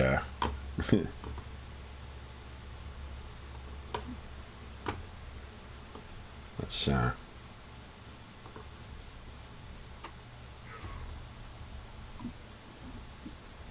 Did I mention I don't like closed spaces? give you the proper feel. The door isn't shut. It's like I couldn't set it up. Yeah, I wanted to box you in there. Am I boxed in, or is you are it not? actually... No. The door is still open. You're still able to get out, but for where I think you can still see on the outside thanks to the other things. Yeah, I literally thought something just slammed down. No. That would be mean. Very thematically appropriate for the Barrowmaze, but mean. Well, so this is my tomb now. Yeah, so you're looking in here. The torch is flickering against the ceiling, not far above your head. It's only about a foot above between the top of your head and then the top of the ceiling as well too. Okay. What do you wish to do next? Move the other two forward about 10 feet. Okay. They move up. And then I'm going to try to find a way to open the sarcophagus. All right. The ceiling does not, the seal on the sarcophagus doesn't look to be particularly strong. It looks like you can maybe, if you get a pry bar in there, you could push it up and off. That's why arm and vermin are coming. Okay. So I'll bring them in there. Yep. Ooh. It got dark. Mm-hmm. Arn sets his torch on top of the sarcophagus. Which way are they pushing towards you? Well, when I'm in the corner, yes. Okay. So they can... Yep.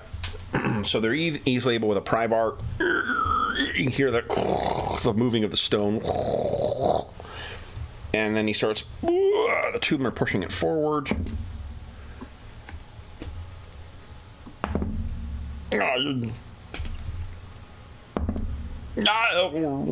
Please do not kill my henchman. Our hand lurches out from in. It grabs Arn's throat and crushes it. You hear a gurgle. There's a spurt of blood. And he drops to the ground. Go ahead and click on Kyrian and Vermin and Arn. Let me just get the initiative tracker open here. And I will roll for what is in. Ugh. I knew what I should have opened it. Well, looks like Vermin's on top of things. Okay. Well, no one ready in action, unfortunately. Yeah, well, that's true. Oh, let me rephrase that. No one in the party ready in action. Oh, it's one of these things. Great. Okay. It has released. Let me add. I only need this one, so I'll add the turn in here. And boom. Alrighty. Now, I think what I'll do... Vermin and Kyrian, each of you give me a will check, please, at a DC 11. Okay, well, that's not good for him. Fuck. Kyrian. It's not going to be fear. It's just whether you're going to be surprised or not. So, Kyrian, you're free to act. Vermin is still flat-footed. So, Vermin is not going to act this round. Arn, make a percentile roll. 20. Okay. It's, what is it? 10% chance of stabilizing? I'm not actually sure how 3.5 handles death and dying. Yeah. Hold on. I think it's 10. See, dying. 10% chance. Yeah, to become stable. Okay. So then he loses another point. He's down to -3. Okay. Bleeding out. Then it is this thing's turn. It is going to try and reach up and get at Vermin. Oh, shit. That's a 19 against Vermin, and he's flat-footed. So I think that hits. Fuck. 7 points of damage. Alrighty. Smashes him in the face. Blood spurts from his nose as he drops to the ground, hits the wall, and then... Kyrian. This thing is half out of its sarcophagus. It's still draped in this black funereal robe, and it's just smashing around. Okay, Kyrian is gonna whistle loudly and Wolf, I need you. Okay. And then he's going to cast magic weapon on his short sword. Okay. And draw it. All right. Does he have to draw it first? Well, you cast the spell, then you touch the weapon, and it's on got the it. weapon. Okay, yeah. So, all right. Then it is. You get to go 5-foot step as well, I guess. I would rather it try to get to me before it. Yeah. Okay. Vermin, 10% chance of recovering. Can I roll initiative for Wolf, and he acts next turn? You called this turn. He's gonna be surprised this round. Next round, he can start acting. Okay, so I'll just roll it now, and he can wait till next round, right? Yeah, I mean, we could wait till next round and roll. Okay. So, Okay, get 10% chance of Vermin stabilizing? Nope. Vermin's down to -3. Oh, -4. Arn, 10%? Nope. Down to -5. Oh, no, I haven't rolled for Vermin. Oh, okay, so it was... There you go. No, now he's... Okay. So then this thing. There you go. This thing... Let me just move it to front. Steps out. Oh. Surprised it didn't come at me. What the heck? Come on. Oh, it drives me nuts when this thing sometimes doesn't. The bring to front, go to back sometimes doesn't work properly. To back. Nope, still moving under it. God dang it. Maybe it's just not displaying properly on mine. It's looking the same to me, like orange in front of it. Yeah, same thing for me as well too. Although, like when I trigger it, it's showing I'm selecting the whatever this thing is, not to him. All right, so that's its action. You know, I'll do for ease of. Yeah, there it is. All right, then it is Kyrian's turn. What are you doing, Kyrian? Kieran's gonna move in and try Your to hit sword is glowing right now. Yep. Yep, go ahead. And then I'm gonna drive this magic weapon deep into its guts. Go right ahead. Flank, no. Additional bonus 1. Damage bonus 1. Okay. That is a hit. And it's a sword you're using, right? Yes. Oh, short sword does piercing, doesn't it? It's slashing and piercing. Slashing or is it slashing or slashing and? It's I think it's piercing or. slash. It's P/S is what. So it you says pick on my one sheet. then, is what you do. It doesn't do both at the same time. Oh, well, I'm going to go slashing because I've seen what piercing does to things Yep, like absolutely. this. So. Okay. Nice. So you slash him with a small thing. Ugh. All right. Next round. Go ahead and roll initiative. Click on Wolf and roll initiative for him. Okay, kick. Nice, Seaman. Okay. 12. It's right there. Nope, right there. After this thing. Okay. Vermin, 10% chance of stabilizing. Come on, Vermin, you can do it. -4. And Arn should be at -5 right now. He's only had to make Oh, no, two you're right. No, saves. you're right. Yeah, I think I looked at it when after you changed. Okay, so Arn has a 10% chance of stabilizing. He failed. He failed. Okay, so -5 now. Then this thing. All right, so so your AC is a 19 right now, isn't it? Correct, yes. The shield? Okay, great. See here. No, it batters forward. You're safe behind the shield. How close was it? Actually, not very close. It was easy for you. This thing is still sort of caught in that funereal robe, too. This black, desiccated piece of fabric is hanging over it. Wolf, go ahead. Okay. He's gonna just use both of his actions to get in here. Okay. And that can't move through the box you drew. There you go. So that puts him at 40. And he'll have to move down here over Arn. Okay. And that's it. Yep. Kirian's turn. What are you doing? Slashing at it as hard as I can. It's do not want to lose my henchman. Yep. Come on. Eat it. Yes. And that is enough. Yeah. Alrighty. Oh, and this thing clatters to the ground. You've hacked it apart, literally. All right, so we're going to stay in initiative order just because it's... Yeah. All right, so Vermin, 10% chance of stabilizing. It's a very good chance I have 2 cantrips left. Oh, nice. So it does not stabilize, -5. And they both go down. Okay, so -5, -6. Then Wolf, I guess, is whining. Maybe Wolf will get out of the way. Yeah, well, pretty much, yeah. Okay. Kieran will step down and cast Cure Minor Wounds on Arn Okay. to So go ahead. stabilize him. Oh, that just heals 1 hit point. Oh, I heard Cure Moderate. Sorry, Cure no. Minor. Cure Minor. Okay, so he is at -5 and stable. Yep. Okay. Then Vermin makes his check. Vermin rolls. Let's see if he stabilizes. Nope. -6. 6. Arn is stable now. There we go. Wolf. And then Kirian. Kieran, he'll move over and stabilize him. Okay. +1 hit point. All right. Okay. All right. So you have both of them stabilized. That Everybody corpse has in. been hacked to pieces. So I'm gonna yell for Jared and Real to get down here because I don't Okay. want them left alone. So You're leaving the sled alone then?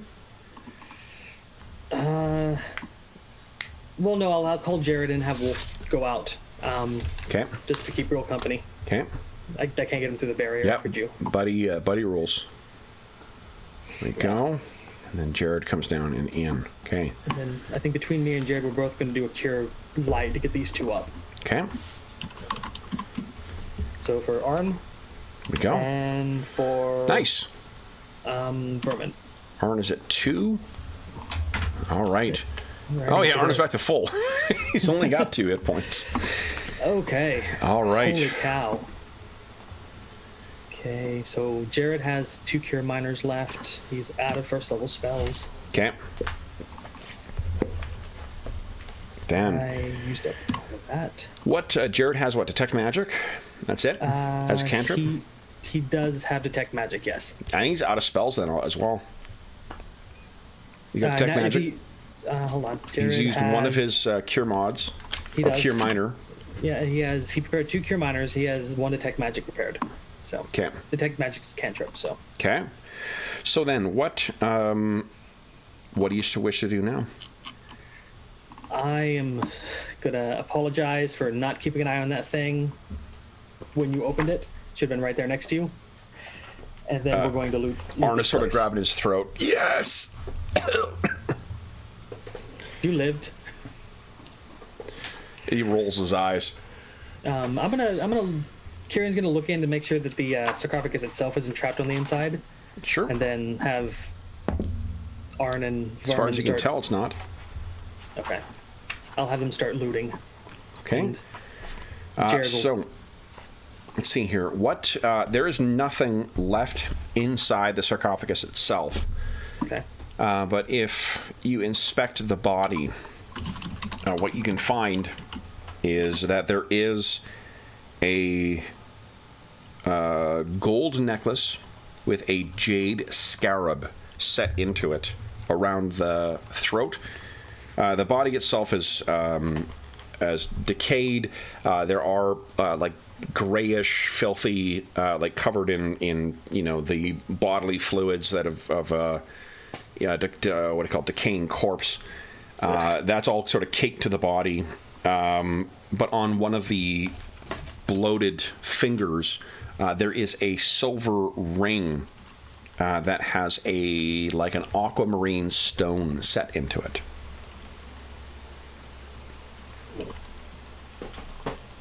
I say a prayer to Saint Jig over the body. Hopefully this thing can find rest. Obviously it was unable to because it's undead. Mm-hmm.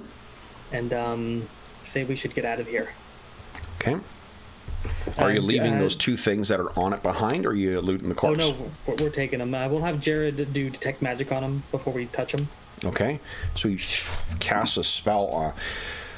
What you can see is that there's no magical aura on the.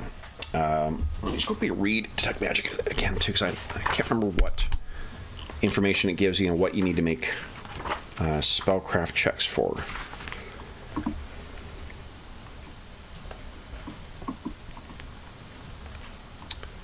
All right, so 1 round he can detect. So after 6 seconds, he sees that there is a magical aura around the ring.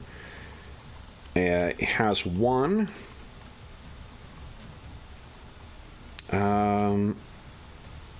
Okay, interesting. So he needs to make a spellcraft check then. Okay. See if we can identify the school of magic and Yeah, precisely. Yeah. gotcha. Doesn't work too differently than Pathfinder. No. And he rolled a 1. Oh my God. We have 1 point of astonishing fortune left. Gonna blow it. Yes, but we'll blow it. Okay, go ahead. We got an 8. He has no idea. Okay, we know it's magic. Yeah, so. definitely. There's definitely magic on it, and for further reference, it's a DC 15 plus the spell level, or half the caster level for a non-spell effect. Gotcha. Okay.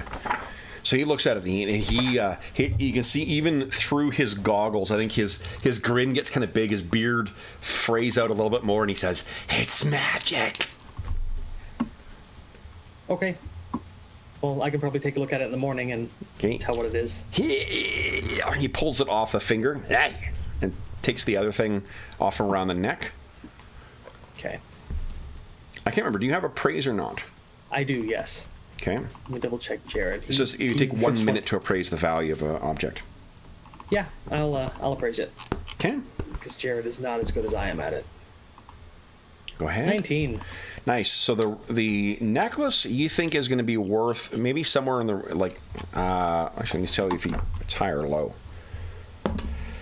It's going to be worth about 70 gold pieces. The ring. Go ahead and give us a praise. I can probably just tell its base value, not its magic value. 15. 15. Okay. You're not sure. It's such an unusual make of this thing. It'd be hard pressed to give it. I think that you'd estimate at least 75 gold pieces, probably more. Okay. At least 75 plus whatever magic. Okay. That sounds good. We should Okay. leave. I'll shout up the tunnel. Real, everything okay up there? Yes, you hear nothing from up there. I hear nothing or nothing responded. So it's just they say nothing. Okay. It's like nothing. What's wrong? So I was checking, quickly looking at identify. All right. So then, with this creature defeated and with the barrow plumbed, what do you intend to do next? Getting out there is probably about 4:30. Actually, it is getting close to 5. It's 4:45 right now.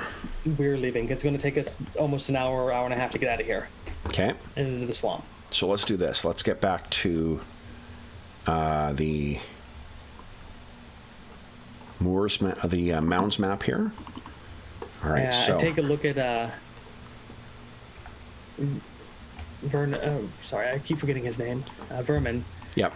I've got one first level spell left that I can cast. I don't want him traveling through the swamp, wounded like that. Okay. So you heal him. I'm gonna heal him for 8. So. Oh, nice! Wow. I mean, Vermin's only, I think, got 5 hit points, doesn't he? Yeah, he was at 1 though. So. Fair dues. Yeah. Okay. And it was only a bless spell anyway. So. Yep. So Vermin, so he should be at full at 5 now. Let me. Yep. I'll just adjust. I got one of his tokens here. Here we go. All right. So Real is at 6 hit points, and everybody else should be at full. It looks like. Okay. So. The only spell resource we have left is the 1 Cure Minor from Jared. So. Okay. Nobody die. Nobody die. All right. So then, let me grab my list of encounters here. Okay. So go ahead and move yourself 4 squares. I'm going to try and beeline the same way we came in. That's 3, 4. All right. Fortunately, as you're making your way through the shrouded mounds, nothing reveals itself.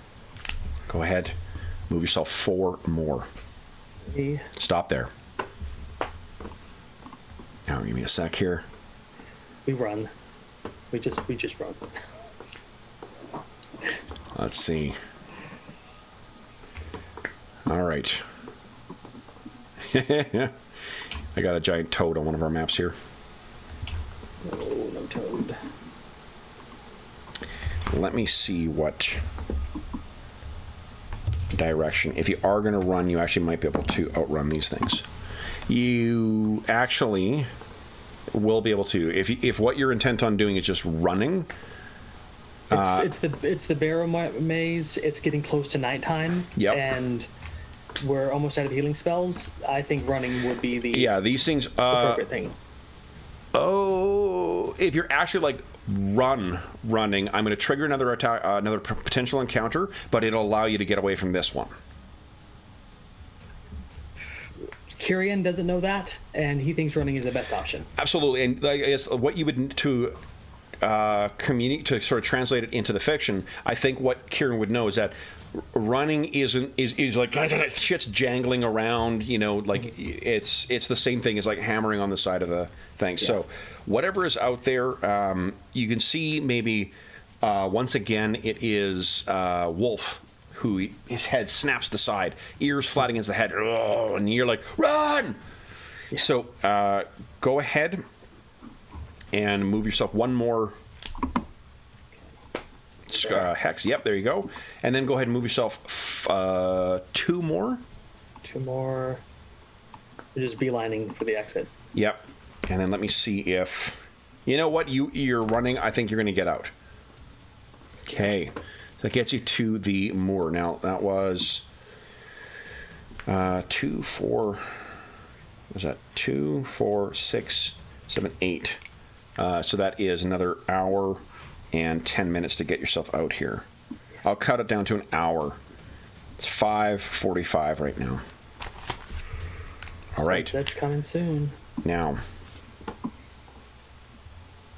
let's see here. Off to the moors.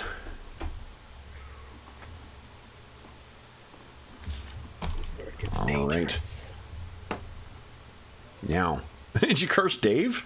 No, I said this is where it gets dangerous. Okay.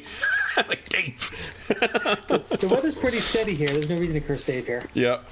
Okay, so what we need then is I can put this away because I don't need these encounters anymore. Cape Cat says, phew. All right. We just run when the encounters with NPCs send to pay you. Alrighty, then. Would you kindly roll for Kyrian and for Jared? Yes.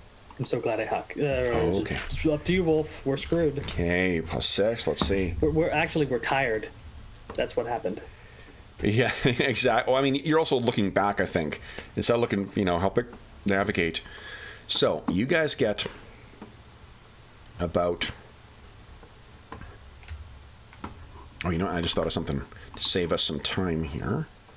Got an idea. Bear with me 2 moments here. All right. I actually need to, I think it's been a couple of months since I've checked Gabriel Pickard's selection of maps. I should see if there's new stuff up. I could do with some new maps. Well, some pre-encounters. John, would you give me a D4 roll? Let's see how deep it is here. Ooh, it's Oof. way steep, isn't it? Oof. I think that means you're swimming. At least the smaller ones. We'll put him on Wolf's back. I think he can handle it. 3 movement is 1/4 normal, 3 to 5 feet deep.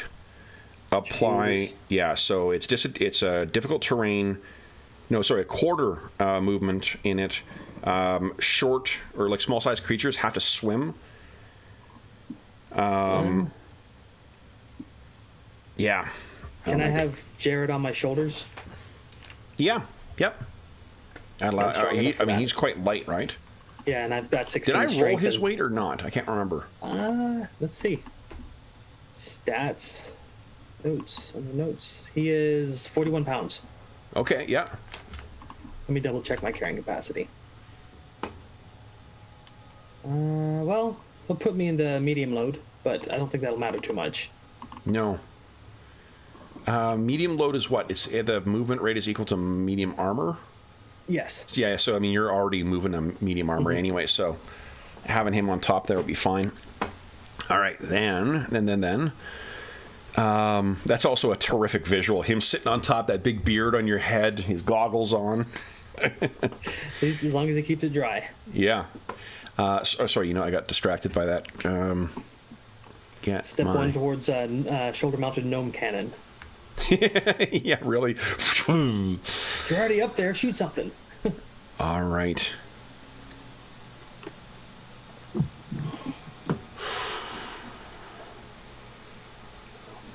Ooh, I'm so glad that's Arlen cool. didn't die. That's cool.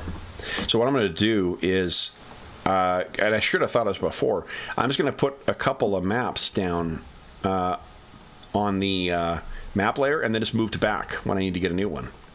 So that gives us a bunch of variety. That's really clever. Yeah. That way we just gives us a lot of variety with the maps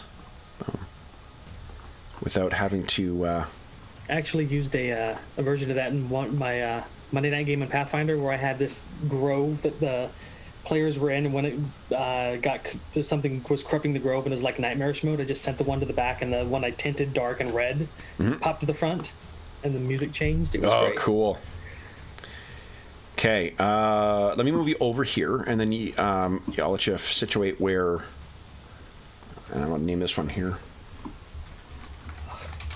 Oh. I should have one last turn undead. There we go. Okay, here we go. There we go. Here's where you guys are. You're traveling to the west. Go ahead and put yourselves in the order you'd like yourself to be in. West. Okay, well, me and together to the west. I made him a little smaller. Okay, well, Jared's going to be kind of like on my shoulders. Wolf there, right into the west, so... Dog paddling. Arn's dragging this damn thing through the water. I'm guessing Real and Vermin are going to be like protecting him, just in case. Go to... I wonder... I'm going to put myself right there. All right.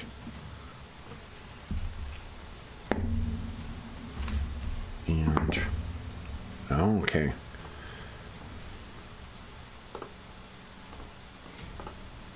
Great time for a large person.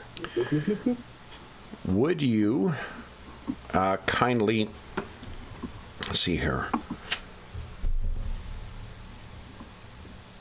Give me a spot check for Vermin and for Arn, please. These guys are having a bad day. Spot. Well, that's not gonna work for you. Okay. I don't think orange is much better. Oh, well. Arn, okay, so what happens? You guys can picture, you're walking along here. This is 5 feet of water, right? So it's right up to kind of chest. He's dragging this damn thing, which is really more like under the water and going along. Everyone else is walking along with their things up. You've got your glaive sort of above your head for this stretch. Jared's kind of holding on to it as he's walking along. Give me a spot check for Jared, actually, as well, too. He's got a good vantage, and I think he's got a decent spot. I can't remember, to be honest, but... Well, he rolled so Jared kind of pats you on the head. It's like, hey, over there, look at that. And what you can see is that right over here, the water seems to be... I didn't see it. Oh, I'm on the wrong layer. Hold on. Here we go. Right over here, there's... Under the surface of the water, there's something like a wake being left by something under the water. And it seems to be coming closer. And Arn looks over and says, "Oh, God, there's something in the water!" And that will be sufficient warning for you guys to not be found surprised. So, allow me open up the turn order here. Come on, Caius. Yes. All right. A turn. I'll roll initiative here. Nicely done. Really good stuff. Okay. All righty. Let's get descending order here. All right. First up is Real. What is Real doing? Real can see the wake. Yep. Now that it's been pointed out. Real is going to grab Arn and the sled and start tugging them away from it. I'm going to have him go half speed because of all that. So that means he's moving an eighth of his movement. Okay, well, he's going to... Right? Because he's already moving at a quarter. 30 times 60 divided by 8. Yeah, each square costs you 4, basically. Okay, so 40 feet. If he's got a 40-foot... Well, I mean, 30-foot movement, feet. isn't it? It's 30 in... Yeah, 30. So I'm thinking he's going to try to use this whole turn to pull them away. So he's going to move 60 squares and then each... Yeah, so it'll be 10... He's got 10 squares he can move, which means 2. No, 4. 3, so... Wait, no, 2. It is 2. So go ahead and move 2 squares. Where does he want to move? Yeah, he's going to drag there and basically pull Arn and the sled away from whatever's coming. Okay. Oh, if he's dragging the sled, shit. Well, he's grabbing arm and just trying to make a strength check, maybe? Yeah, have Arn make a strength check. Okay. Please, let's see if he... Because I think it might slow you down to just 1. Because of dragging that damn thing. No. Fucking nat 1. Well, I guess Arn lets go of it. Ah! Yeah, because it's like pulling on his arms and like, like a rope being kind of pulled along. Mm-hmm. So then it is Kyrion's turn. Great. Well, he's a protector, so I can only move 5 feet as an action because of slowness. Yep. So as moving, he's gonna reach down and pull out a short sword for like a stabby stab thing. Yeah. And then he's gonna move there, kind of since Jared's right along with him, he's gonna be there. He's got his little glaive here over his head. Wait, where are you going? Where are you going? You're going the wrong way. No, I'm going the right way. Okay. Then, what breaks above the surface? Please not a crocodile. Please not a crocodile. Right next to vermin. Yeah, this besodden and soaked corpse. Yeah. Oh, is it supposed to be another one? That one is just the timekeeper. Oh. I was gonna move him down here. You scared me. No. Well, give it a second.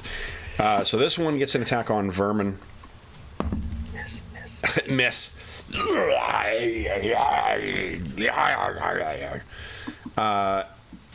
There is also, move it into there. You can see just their heads coming out of the water. Yeah. And because of how bloated these things are, unlike the shamblers you faced before, they seem to be moving faster.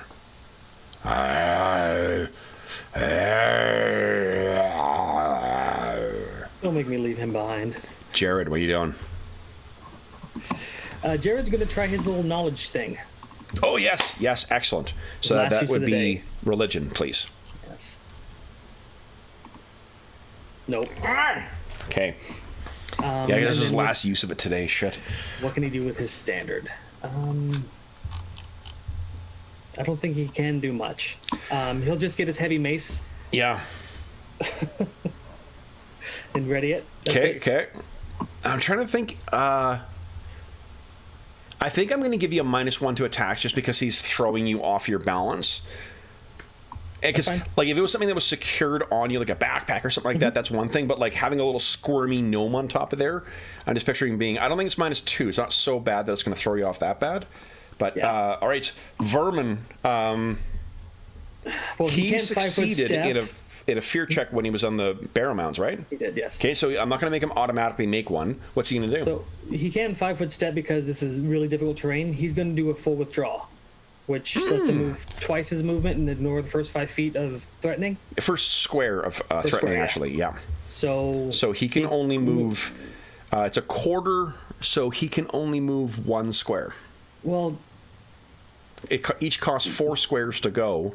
Withdraw... Yeah. Oh, withdraw allows you to do double move, doesn't it? double move. So it's Right, 60 right, feet. right. He can go. So he can go 3. 3 squares. He can go 6 normally, so that's 12. He can go 3 squares, yeah. Okay.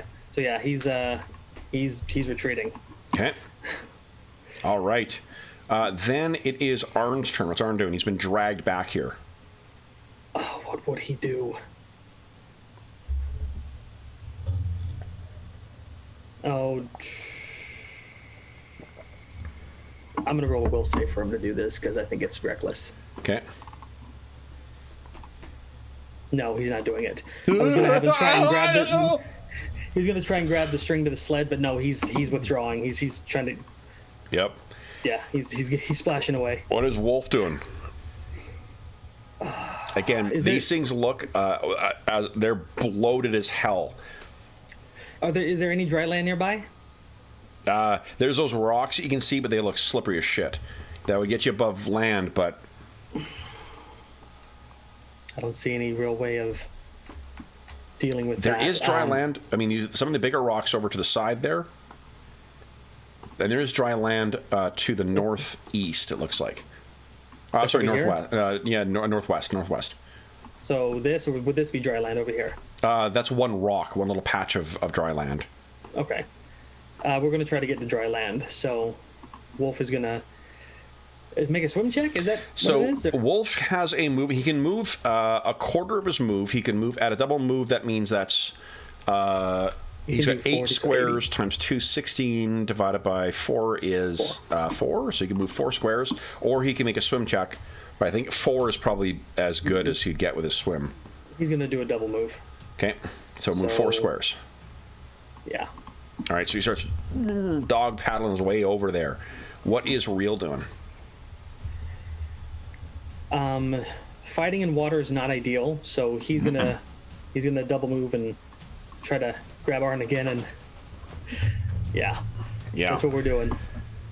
Let me just... I think we looked this up one time before, too, but I actually forget. Oh, I wonder if it's in my rules compendium. Bet you it's in there. I think I remember reading that there before. I mentioned this book before on here, too, and I mean, with a lot of the folks who are joining us from home seem to be big... 3rd edition fans, but if you are not, either if you don't have it in your collection and you are running 3rd edition or 3.5, or you're looking to get into 3.5, I absolutely love this thing. It is so helpful. It's one of the last books that was published for 3.5, so it's got everything, like all the errata and whatnot, kind of up to date. And it's so handy for just finding the rules, like spot rules for things, and for a game that is so rules heavy, it's particularly helpful. Gate water movement.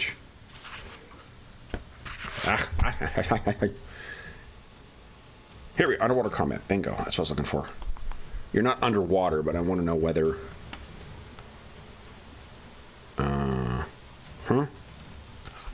Yeah, anything but a piercing weapon is going to be bad. So I think it's got cover. What is effectively what will... yeah.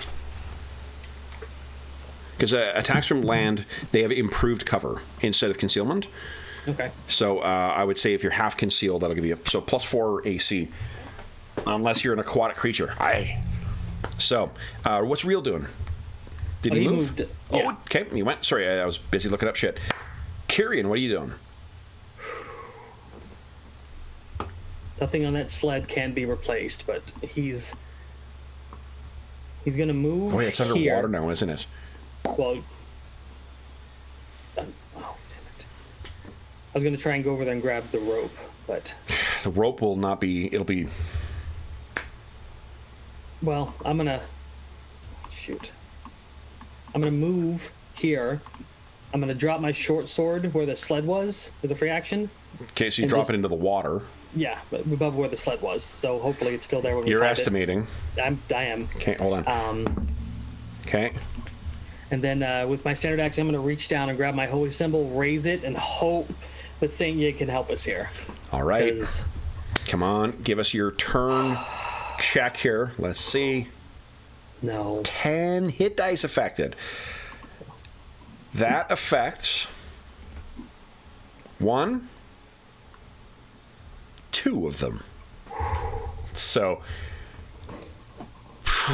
you can see the, these things have expressionless faces apart from just fury and hunger, but you do see fear in their faces. And I'll just they're going next anyway. They will sink beneath the water, but one remains undeterred. My devotion to Saint Yig is growing by leaps and bounds. Yeah, nice. It's this campaign in particular. A cleric is awesome for what you're going to be facing. There's a shit ton of undead here. All right, so then it surges forward. Please miss, please miss, please miss. That is all it can do, though. Jared. Okay, well, since Jared's on my shoulders and has his mace ready, he's going to swing it at the thing's head. So he's for sure getting a -2 because he's on an unsteady platform. So. Can he make a right check? No, there's not a... I mean, I'm not sure he's even got trained in ride, is he? I don't think so. Yeah. Height advantage? Yeah. You know what? I'll make it -1. Sure. Yeah, I'd buy that. That actually hits. Unfortunately, it does nothing. This disgusting, like whatever water gets sopped up by that disgusting bloated tissue spurts out in Kyrian's face. Then it is Vermin's turn. What's Vermin doing? That's a good question. I'm surprised he actually survived. But his nerve is here now. It is. That's why it's going to... Actually, do daggers deal slashing damage? They do piercing. No piercing or slashing. Okay. Piercing or slashing, yeah. So he's gonna move up, just being brave and stupid, and he's gonna slash at it with a dagger. Yeah, go right ahead. Come on, vermin, earn your money. Oh shit! That I forgot that AC would have missed because of the cover. That's okay. Jared didn't do any damage anyway. Oh, that's a hit though. Nicely done. He slashes and some of it splits open like an overripe fruit. However, the pulpy flesh inside is not something I would suggest you eat. The smell alone is enough to turn your stomach. Arn, what are you doing? Arn ain't stupid. Arn's getting out of there. He's done moving. Okay. All right, then it is Wolf's turn. Dog paddle again. Yeah, he's moving 4 squares. Committed to that action, all right. Over there. And Reel, what's a Reel doing? Well, now that Arn and Wolf are getting away, and he saw the Kyrian turn the tide, he's gonna try and move in to help. So he's gonna go double move 3 squares in. All right. I'm just remembering, Reel's the only one with open wounds who's been traveling. Yes. Right, okay. Right, so then it is Kyrian's turn. We do now. Kyrian, you dropped your sword, unfortunately. Dropped my only slashing weapon, so the only thing I could do is move back, provoke, and slash at it. Or... tripping it would not be a good idea. Yeah. But my spike gauntlets do piercing damage. That might do something to it, so I'll try and punch him. Okay, Just go right ahead. in the mouth. I mean, and also you're quite strong, too. Yeah. So go ahead. If I could get to my gauntlet. There it is. I didn't look at the macro. And also you're, as a reminder, nice, that's a hit. Unfortunately, if you hit this thing, just like Jared's mace, it splits. Doesn't seem to have any effect on it. You have drawn its attention, though.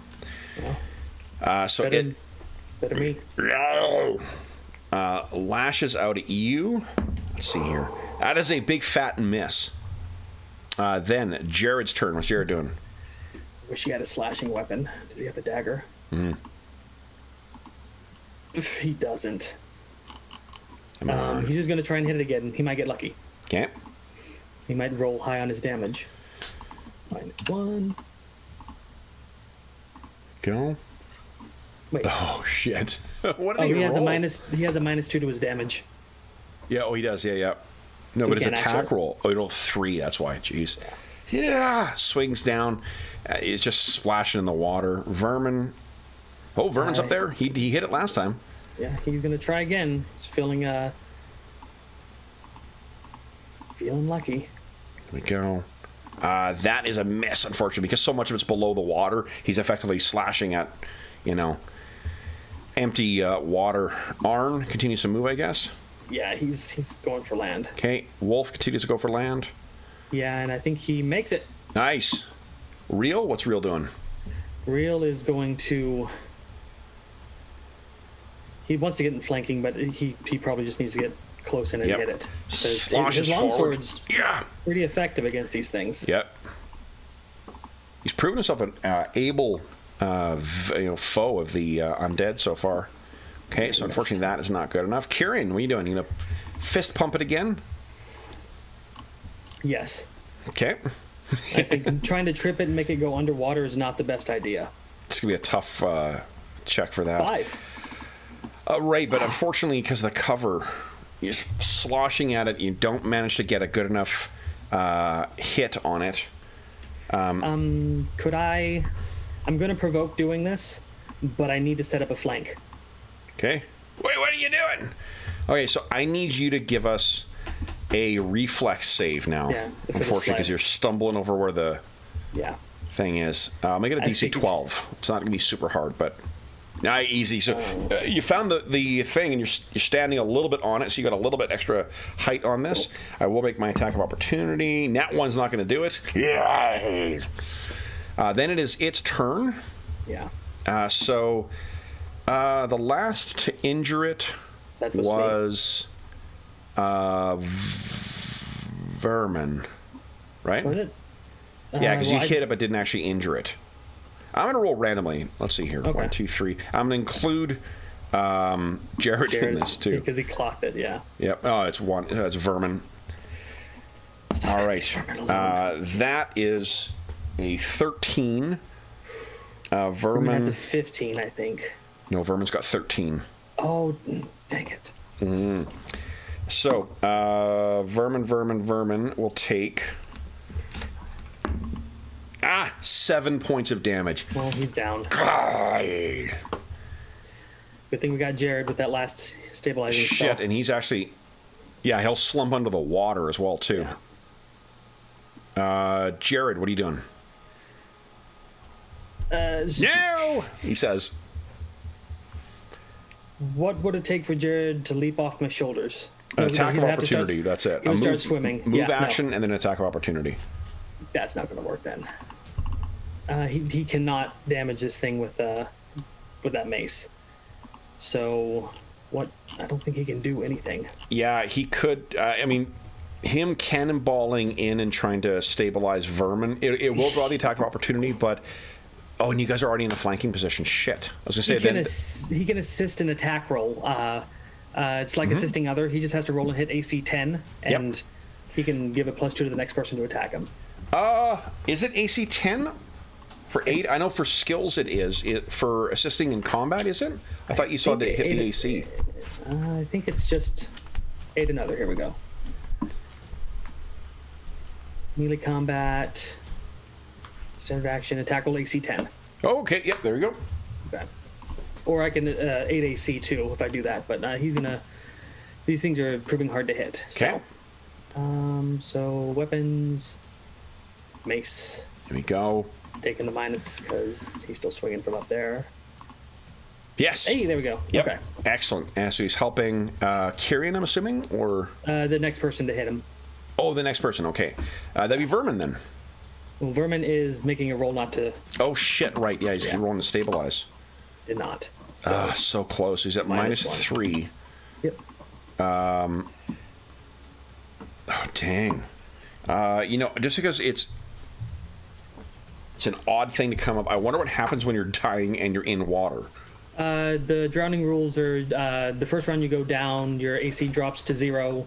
Or it resets to 0, but we should ignore that. Then it goes to -1, and then the third round you die. Yeah. So it's just like a 3-round, you're dead. Holy smokes. Well, hold on. Are you sure that's not Pathfinder? Pretty sure that's... Let's just take a look here. I actually was looking at this for... There we go. Well, when you can no longer hold your breath, so... Yeah.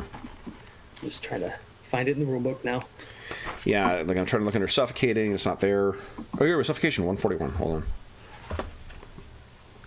on. If you have no air, you can hold your breath for 2 rounds per point of Constitution, but only if you do nothing but take move actions, free actions, swift actions, and immediate actions. If you take a standard action or a full round action while holding your breath, the remaining time you can hold your breath is reduced by 1 round. So there's a meter that gets ticked down. I like that a lot. He's not conscious, so... Yeah, he's not conscious. If you fail... When you can hold your breath no longer, you must succeed in a DC 10 Constitution check to continue holding your breath. Here's what I'm going to say, is there's a 50-50 chance that he's floating on his back or floating on his front. Why don't you give us a 50%? So you want to roll less than 50. Fuck. Okay. So he's on his face, which means... He's face down. Shit. Give us a Constitution check DC 10 for him then. He got a 3. He rolled 2. So now he begins to suffocate. First round he falls unconscious. Following round he drops to -1 and are dying. And third round -10 and he's dead. So that's exactly like what you were saying. So we're round 1. So next round he's yeah, okay. All right. So oh man, this is bad. All right. Arn, what's Arn doing? He is continuing to move. Yeah. Land. Wolf, what's Wolf doing? Wolf is on land and looking over and just whining. Okay. Real's turn. He has an intent on killing this thing. And he's got flanking now, 2. And he gets +2 because he's the one who attacks next from Jared. Yep. So plus 4 to his hit attack roll. Come on, hit him. Yes. Nicely done. Solid connects. He hacks into this thing. It cuts through a bunch of its ribs. Some of its internal organs begin sort of spilling out and filling a oily kind of grime around where you guys are. Then it is Kyrion's turn, unless Real's got something else he wants to do with his move action. Can he reach over and try to pull Vermin's head out of the water? No, because he was. That's a standard action for sure. Okay. Yeah, no, that's it then. Okay. Plus, he wouldn't know really, like to get the situational awareness of that. Yeah. You know, he would need to be looking over. Kyrian, what are you doing? Okay. I'm going.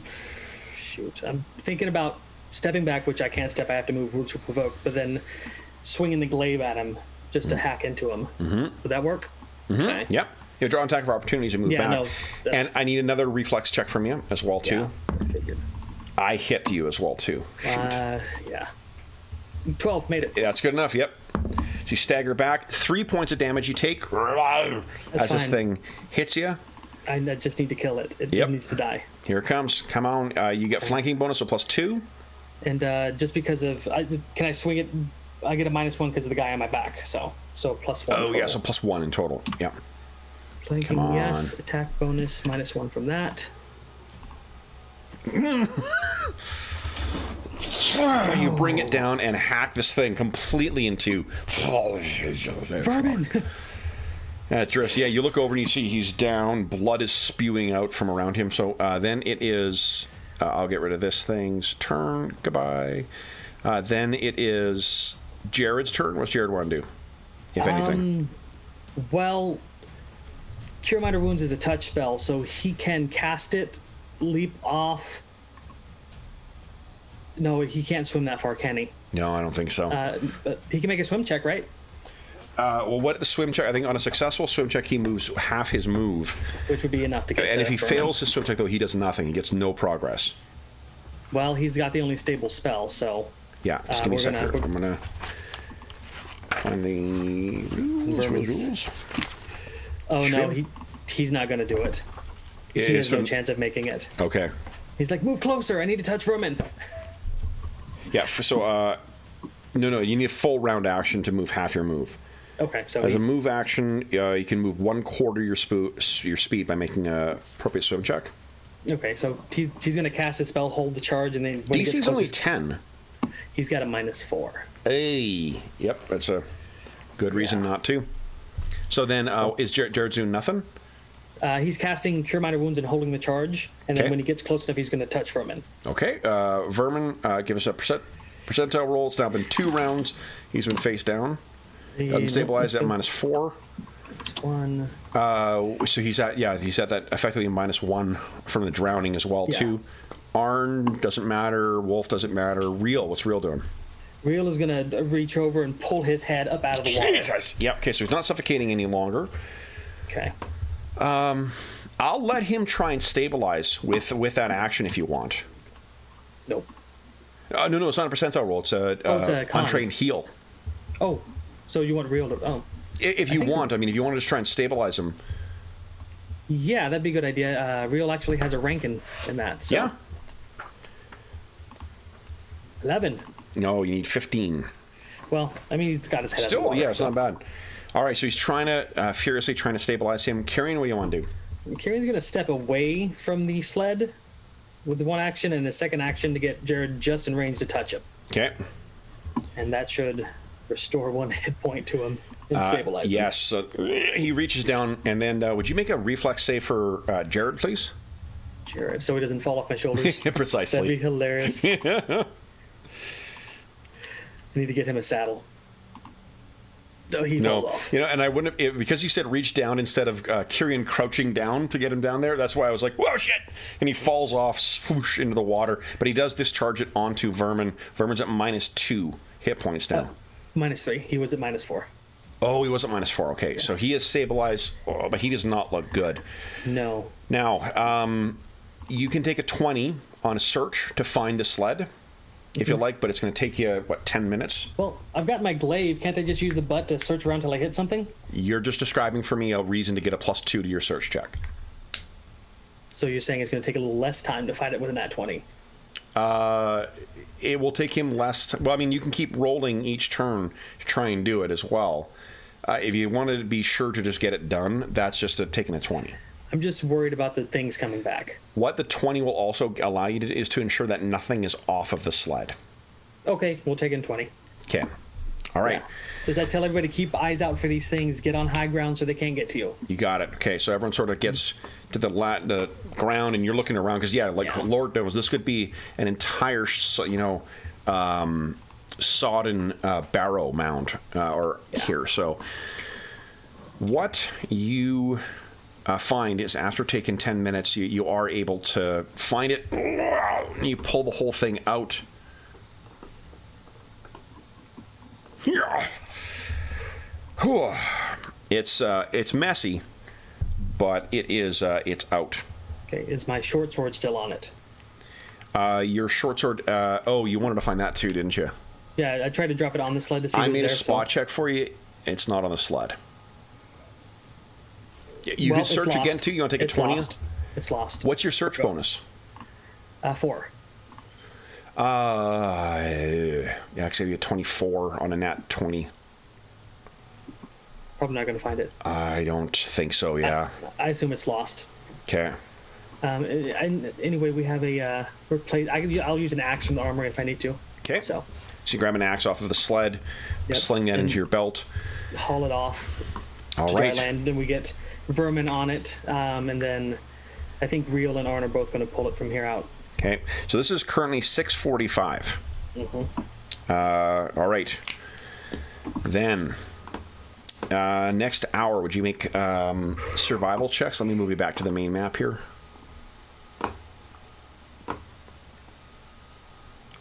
Whoop. Survival checks for. Oh man. Yeah. We don't listen to Jared. He swallowed too much swamp water. He's talking crazy. Okay. All right. Then wood. Who's got the best listen bonus? I think that might be Jared. Is it Wolf or? Jared has a 4, and Wolf has a 2. Okay. Give me kindly, please, a listen check for Jared. 7. Shit. All right, so you guys out of the deep water? continue traveling. Give us a D4. Let's see how deep it is right now. Dry. It's almost completely dry land. We want to hustle. Okay. I think we want to hustle. Now, let's do this here. Hold on, give me 2 seconds. I hope it's not another encounter. We're gonna die. Okay, is let's see.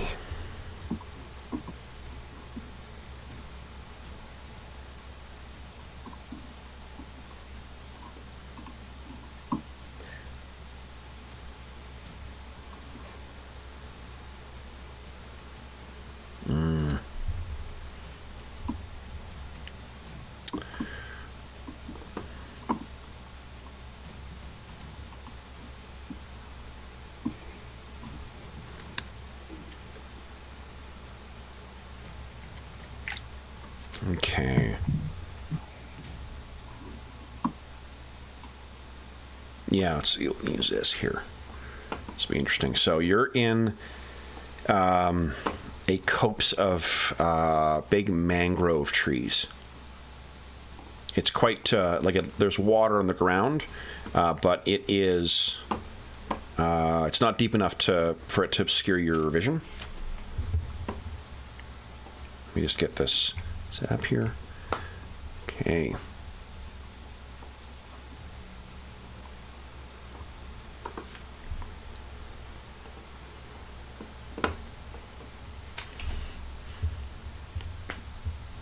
All right, let me roll one thing here.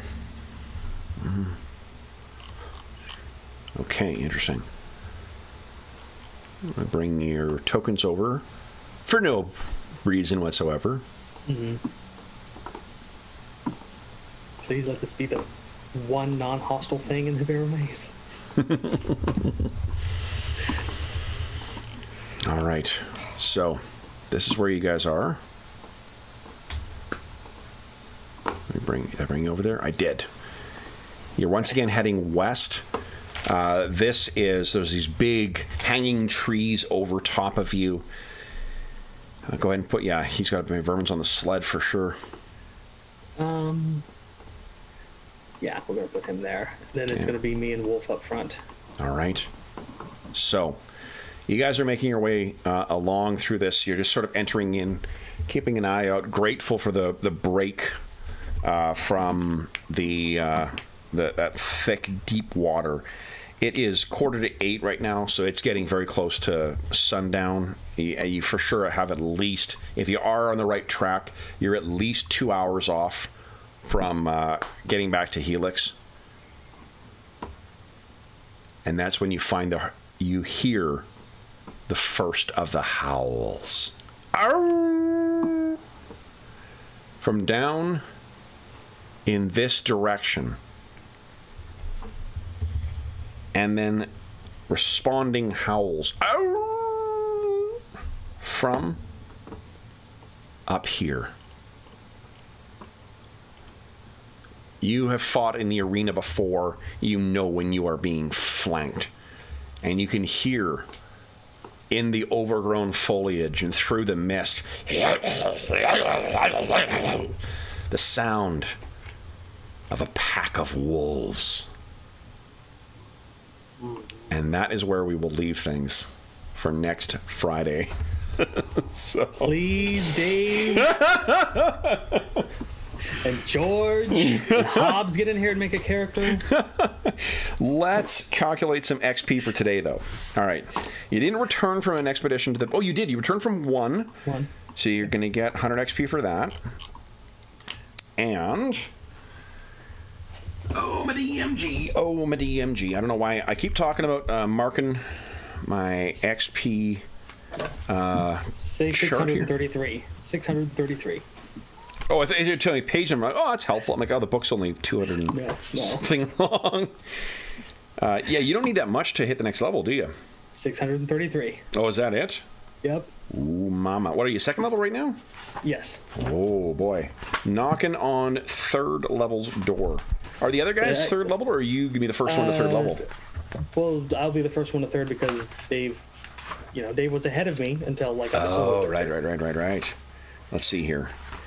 Which would be nice. Counters, rewards. Here we go. Okay. Now, this requires me to actually do some proper math here. Let's see here. That's gems. All right, where's... God dang it. There's XP. So I'm gonna say out loud what page number it's on so that me, you, and all the good folks in chat can... When I forget it by next week, people can say, it's on page whatever, dummy. Go there. Okay. All right, it is on... let's see here. Counter numbers, counter difficulty. Treasure. No. I think it's after treasure. No. God dang it. Oh, the CR chart you're looking for? No, I'm looking for the... Oh, found it. It is on page 38. 38.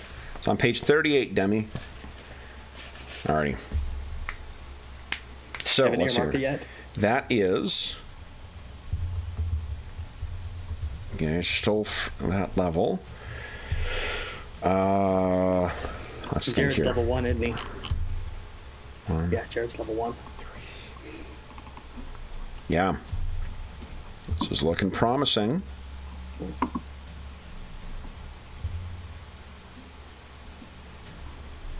Quite promising. Yes, Jared is level 1 right now, so... And for those listening at home, too, who may not know, Jared is actually named after a good friend of the channel and of mine, Jared Rasher, one of the excellent reviewers over at Gnome Stew. Jared also has a terrific podcast where he has a lot of actual plays with some pretty cool game designers, and he is Also has his own website of personal reviews as well, too. He's got some a huge selection of RPG reviews, so definitely lives up to the Archivist archetype, and Archivist happens to be his favorite 3.5 character class, so he is a known... I made an Archivist one time when I was playing 3.5. Okay. All right, you got 1, 2, 3, 4, 5, 6 characters.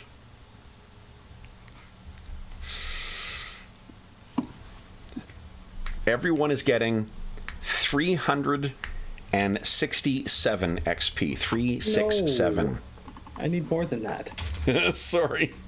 You kind of gotta, run the risk with a smaller party. Nah, we would have died. Oh, for sure, yeah. And this is part of the fun of these. Well, I guess that puts me on par with Dave's character now. Yeah. Let's see here, 367. We'll level up when we get back. Jared is a third of the way up to level 2. Arn. I'm just going to add this stuff in here right now, and then we'll do our outro. Okay. 367. So, yeah, and your henchmen have gained some XP as well. Berman. All right. Wolf gains more. What is Wolf's XP right now? I don't think you said. Oh, I listed it as 0. I think I screwed that up. For sure, that's not right. This is his like third fight, isn't it? Third round of going. This is his third session, so I mean, I don't know how many fights he's been in, because he's been more than that. Real's getting close to real close. Yeah, I mean, me and Real are going to be like neck and neck now. 7. Yeah, 2802 is where he's at. Okay. Yep. And who am I missing here? We got everybody. Real's got his XP. Arn, Jared, Vermin, Wolf, you. Excellent. Yep. All right. We'll spring in the middle of the Barrowmaze. That's a dangerous place to be living a session. But for those listening at home, thank you so much for joining us for another session of our ongoing Barrowmaze campaign. As is always the case, if you have any comments, questions, or concerns regarding this session, our campaign, or Dungeons & Dragons 3.5, please do not hesitate to leave a comment in the comment section of the video, and I'll endeavor to reply in a timely fashion. You can also find a link down below to the Dungeon Musings Discord server. I will also mention, too, before I forget, down below you can also find from now until September 10, 2021, there is a discount code for that was very generously provided by our friends at Noble Knight Games. From now until then, if you enter the code NOBLEMUSER, it's written down there too, all in caps, all one word, you will save 10% on any purchase from Noble Knight over $10, and that combines with their current deal for the 3-for-1. So you enter that in where you put in the gift certificate information on your final click through on the before you make your purchase. And yeah, that is good from now until September 10th. I filled a good chunk of my back, the back library for me to fill out my 3.5 collection, thanks to having stuff I can get from them. So they have very generously donated 2 $25 gift certificates for our next charity raffle, which will be happening on Sunday. So yeah, we are very, very grateful for them for sharing this discount code and for their very generous donation. I mentioned the charity raffle, so let's turn to that next. You can also find down below a link to something called Heroes Save Villages. That's the charity fundraising campaign that we run on the channel. It benefits the SOS Children's Villages International Charity. And from now until August 1st, on Sunday, for every $25 Canadian that you donate or have donated since April 1st, 2021, you have one chance of winning the grand prize or one of the other great prizes in our next charity raffle. Grand prize in the charity raffle is a copy of the Legendary Edition Curse of Strahd box set from our friends at Beetle and Grimm's. that is just a gorgeous product. I've done an unboxing. I haven't done an unboxing of it, but we ran an adventure with it, and there's a ton of other great unboxings on the channel. It is the full adventure for Curse of Strahd plus a bunch of terrific extras. You can find information about that elsewhere on the web, but if you don't win that, don't worry. There's still another great secondary prize from our friends at Beetle and Grimm's. That is a copy of their brand new Shadowy Silver Edition of Van Richten's Guide to Ravenloft. I did do an unboxing of that last week, and I also put that in the context of the history of all the Ravenloft products as well too. So if you want to see where that product fits in with the history of Ravenloft from the release of the initial i6 module all the way up to the time that that thing was released, you can find a full overview of that. If you just want to skip forward to the contents of the box, you're free to do that as well. That can be found elsewhere on the channel. If you don't win those two things, still a bunch of other great prizes, including those $25 gift certificates that I mentioned from our buddies at Noble Knight Games. You can also win a copy of the, let's see here, there is a chainmail dice bag made by our buddy Dave, who's our resident armorsmith. We've can also win a copy of, let's see here, I bought a copy of the Jackals Bronze Age RPG from Osprey Publishing by J.M. DeFogie for this. And then JM also very generously donated a copy of their brand new mega campaign, The Fall of the Children of Bronze. So some lucky donor will win both of those. There are also, let's see here, prizes from 2 Dungeon Crawl Classic modules donated by our buddy George. There is the 2 Lazy Dungeon Master products donated by our super member of our community, Lord Zordran. There's the rule books for Acton Cthulhu. I don't think they'll be out by the time of the raffle, but I do have a second extra copy coming by accident, so I'll be kicking that in as well too. In addition, we've got a bunch of great stuff from the Dungeon Musings Redbubble shop, including some t-shirts, some posters, and some water holding things like water bottles or mugs. And we have, I think that's it. There's been a lot of stuff that's come in the last little bit. I may have one more really big prize to announce as well too, but I'm waiting to hear back from the publisher. This is something coming from another publisher, and I'm waiting to get the go-ahead from them for that, but I'm hoping there's going to be that as well. All donations to the Hero Save Villages campaign, again, go directly to SOS Children's Villages International. None of it goes to the channel. None of it goes to any other middleman. It just goes to help out the kids who benefit from SOS Children's Villages International. And if you haven't done so yet, if you've donated since April 1st, be sure to head over to the Charity Initiatives channel on the Dungeon Musings Discord server. Cast your vote for which pulp action game that we want to play. The voting over the last couple of days has been fast and furious, seeing games go to the lead and then fall behind again. But there still is 2 more days to cast your vote for what game we'll be playing at the end of the month.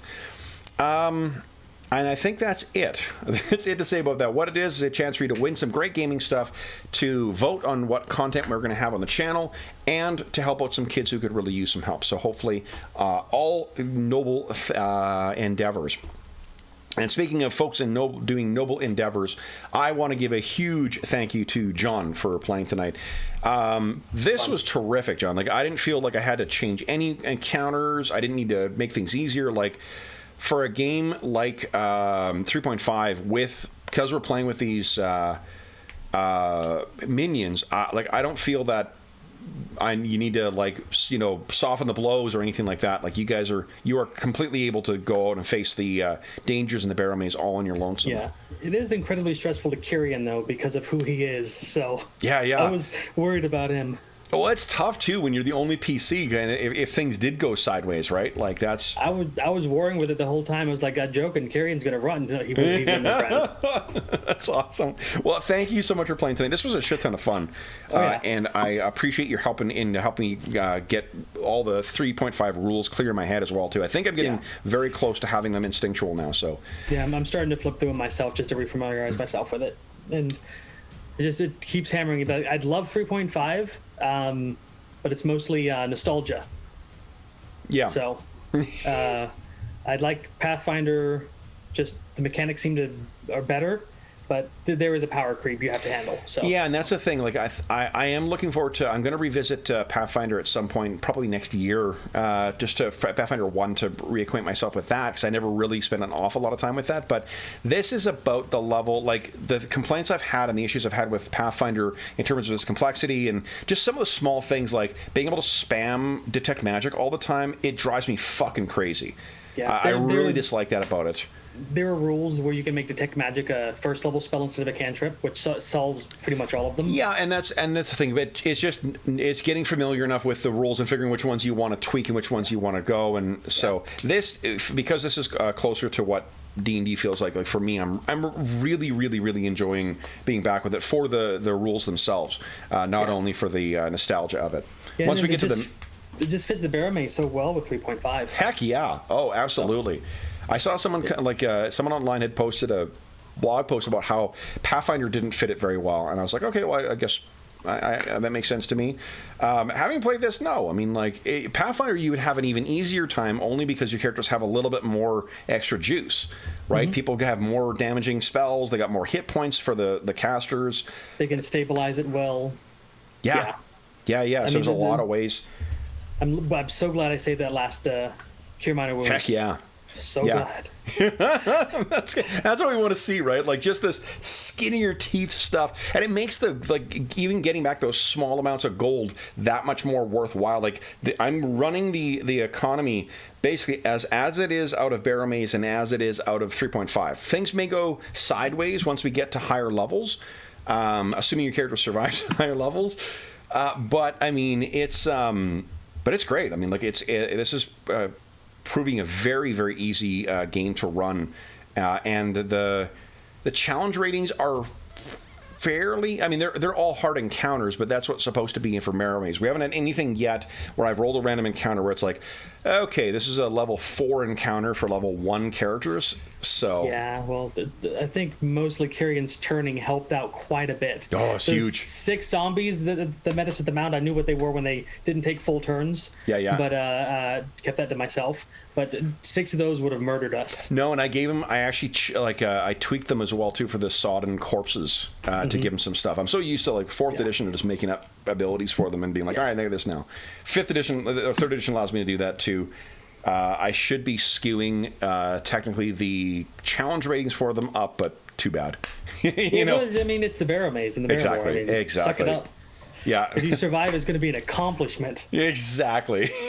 Plus, who knows how slow they would have been if you got yourself out of the water. They would have been fast. Out of the water? I don't know. No. Bloated, floating corpses?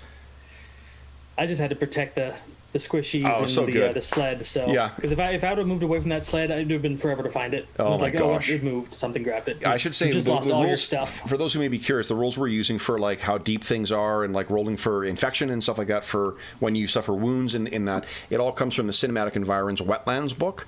I love this thing. It gives you so much stuff for simulating or for really making the environment of a swamp or a moor or whatnot really feel. I wish I'd had this every other time I'd run Barrowmaze before. It's written for 5th edition, so if your 5th edition is your favored brand, there's no conversion stuff you need to do, but it's easy to convert shit from 5th edition to 3rd edition, so easy to do. Cool. All right, then with that, and thank you everybody who joined us as well. We will see you again next week back in the Barrowmaze, and we know now that all we need is one brave soul to venture in thanks to the stable of hirelings, though it does sound like they've got some wolves to deal with, so we will see if they survive that. Wolves are, I think they're CR1, aren't they? Uh-oh. We may have spoken too soon. Yeah. Wayne's saying that how scary would that thing be outside your house? I'm like, I have weapons on my back wall. I think I'm fine. Are they magic weapons? I think I can hit them hard enough. For those listening at home, thank you so much for joining us. We'll see you again next Friday. Until then, we hope that you have enjoyed the couple of hours of taking your mind off the troubles of our world and to think about the trouble that our hero gets up to in the Barrowmoor and the Barrow Mounds. But until we see you again, stay safe, stay healthy, and happy gaming.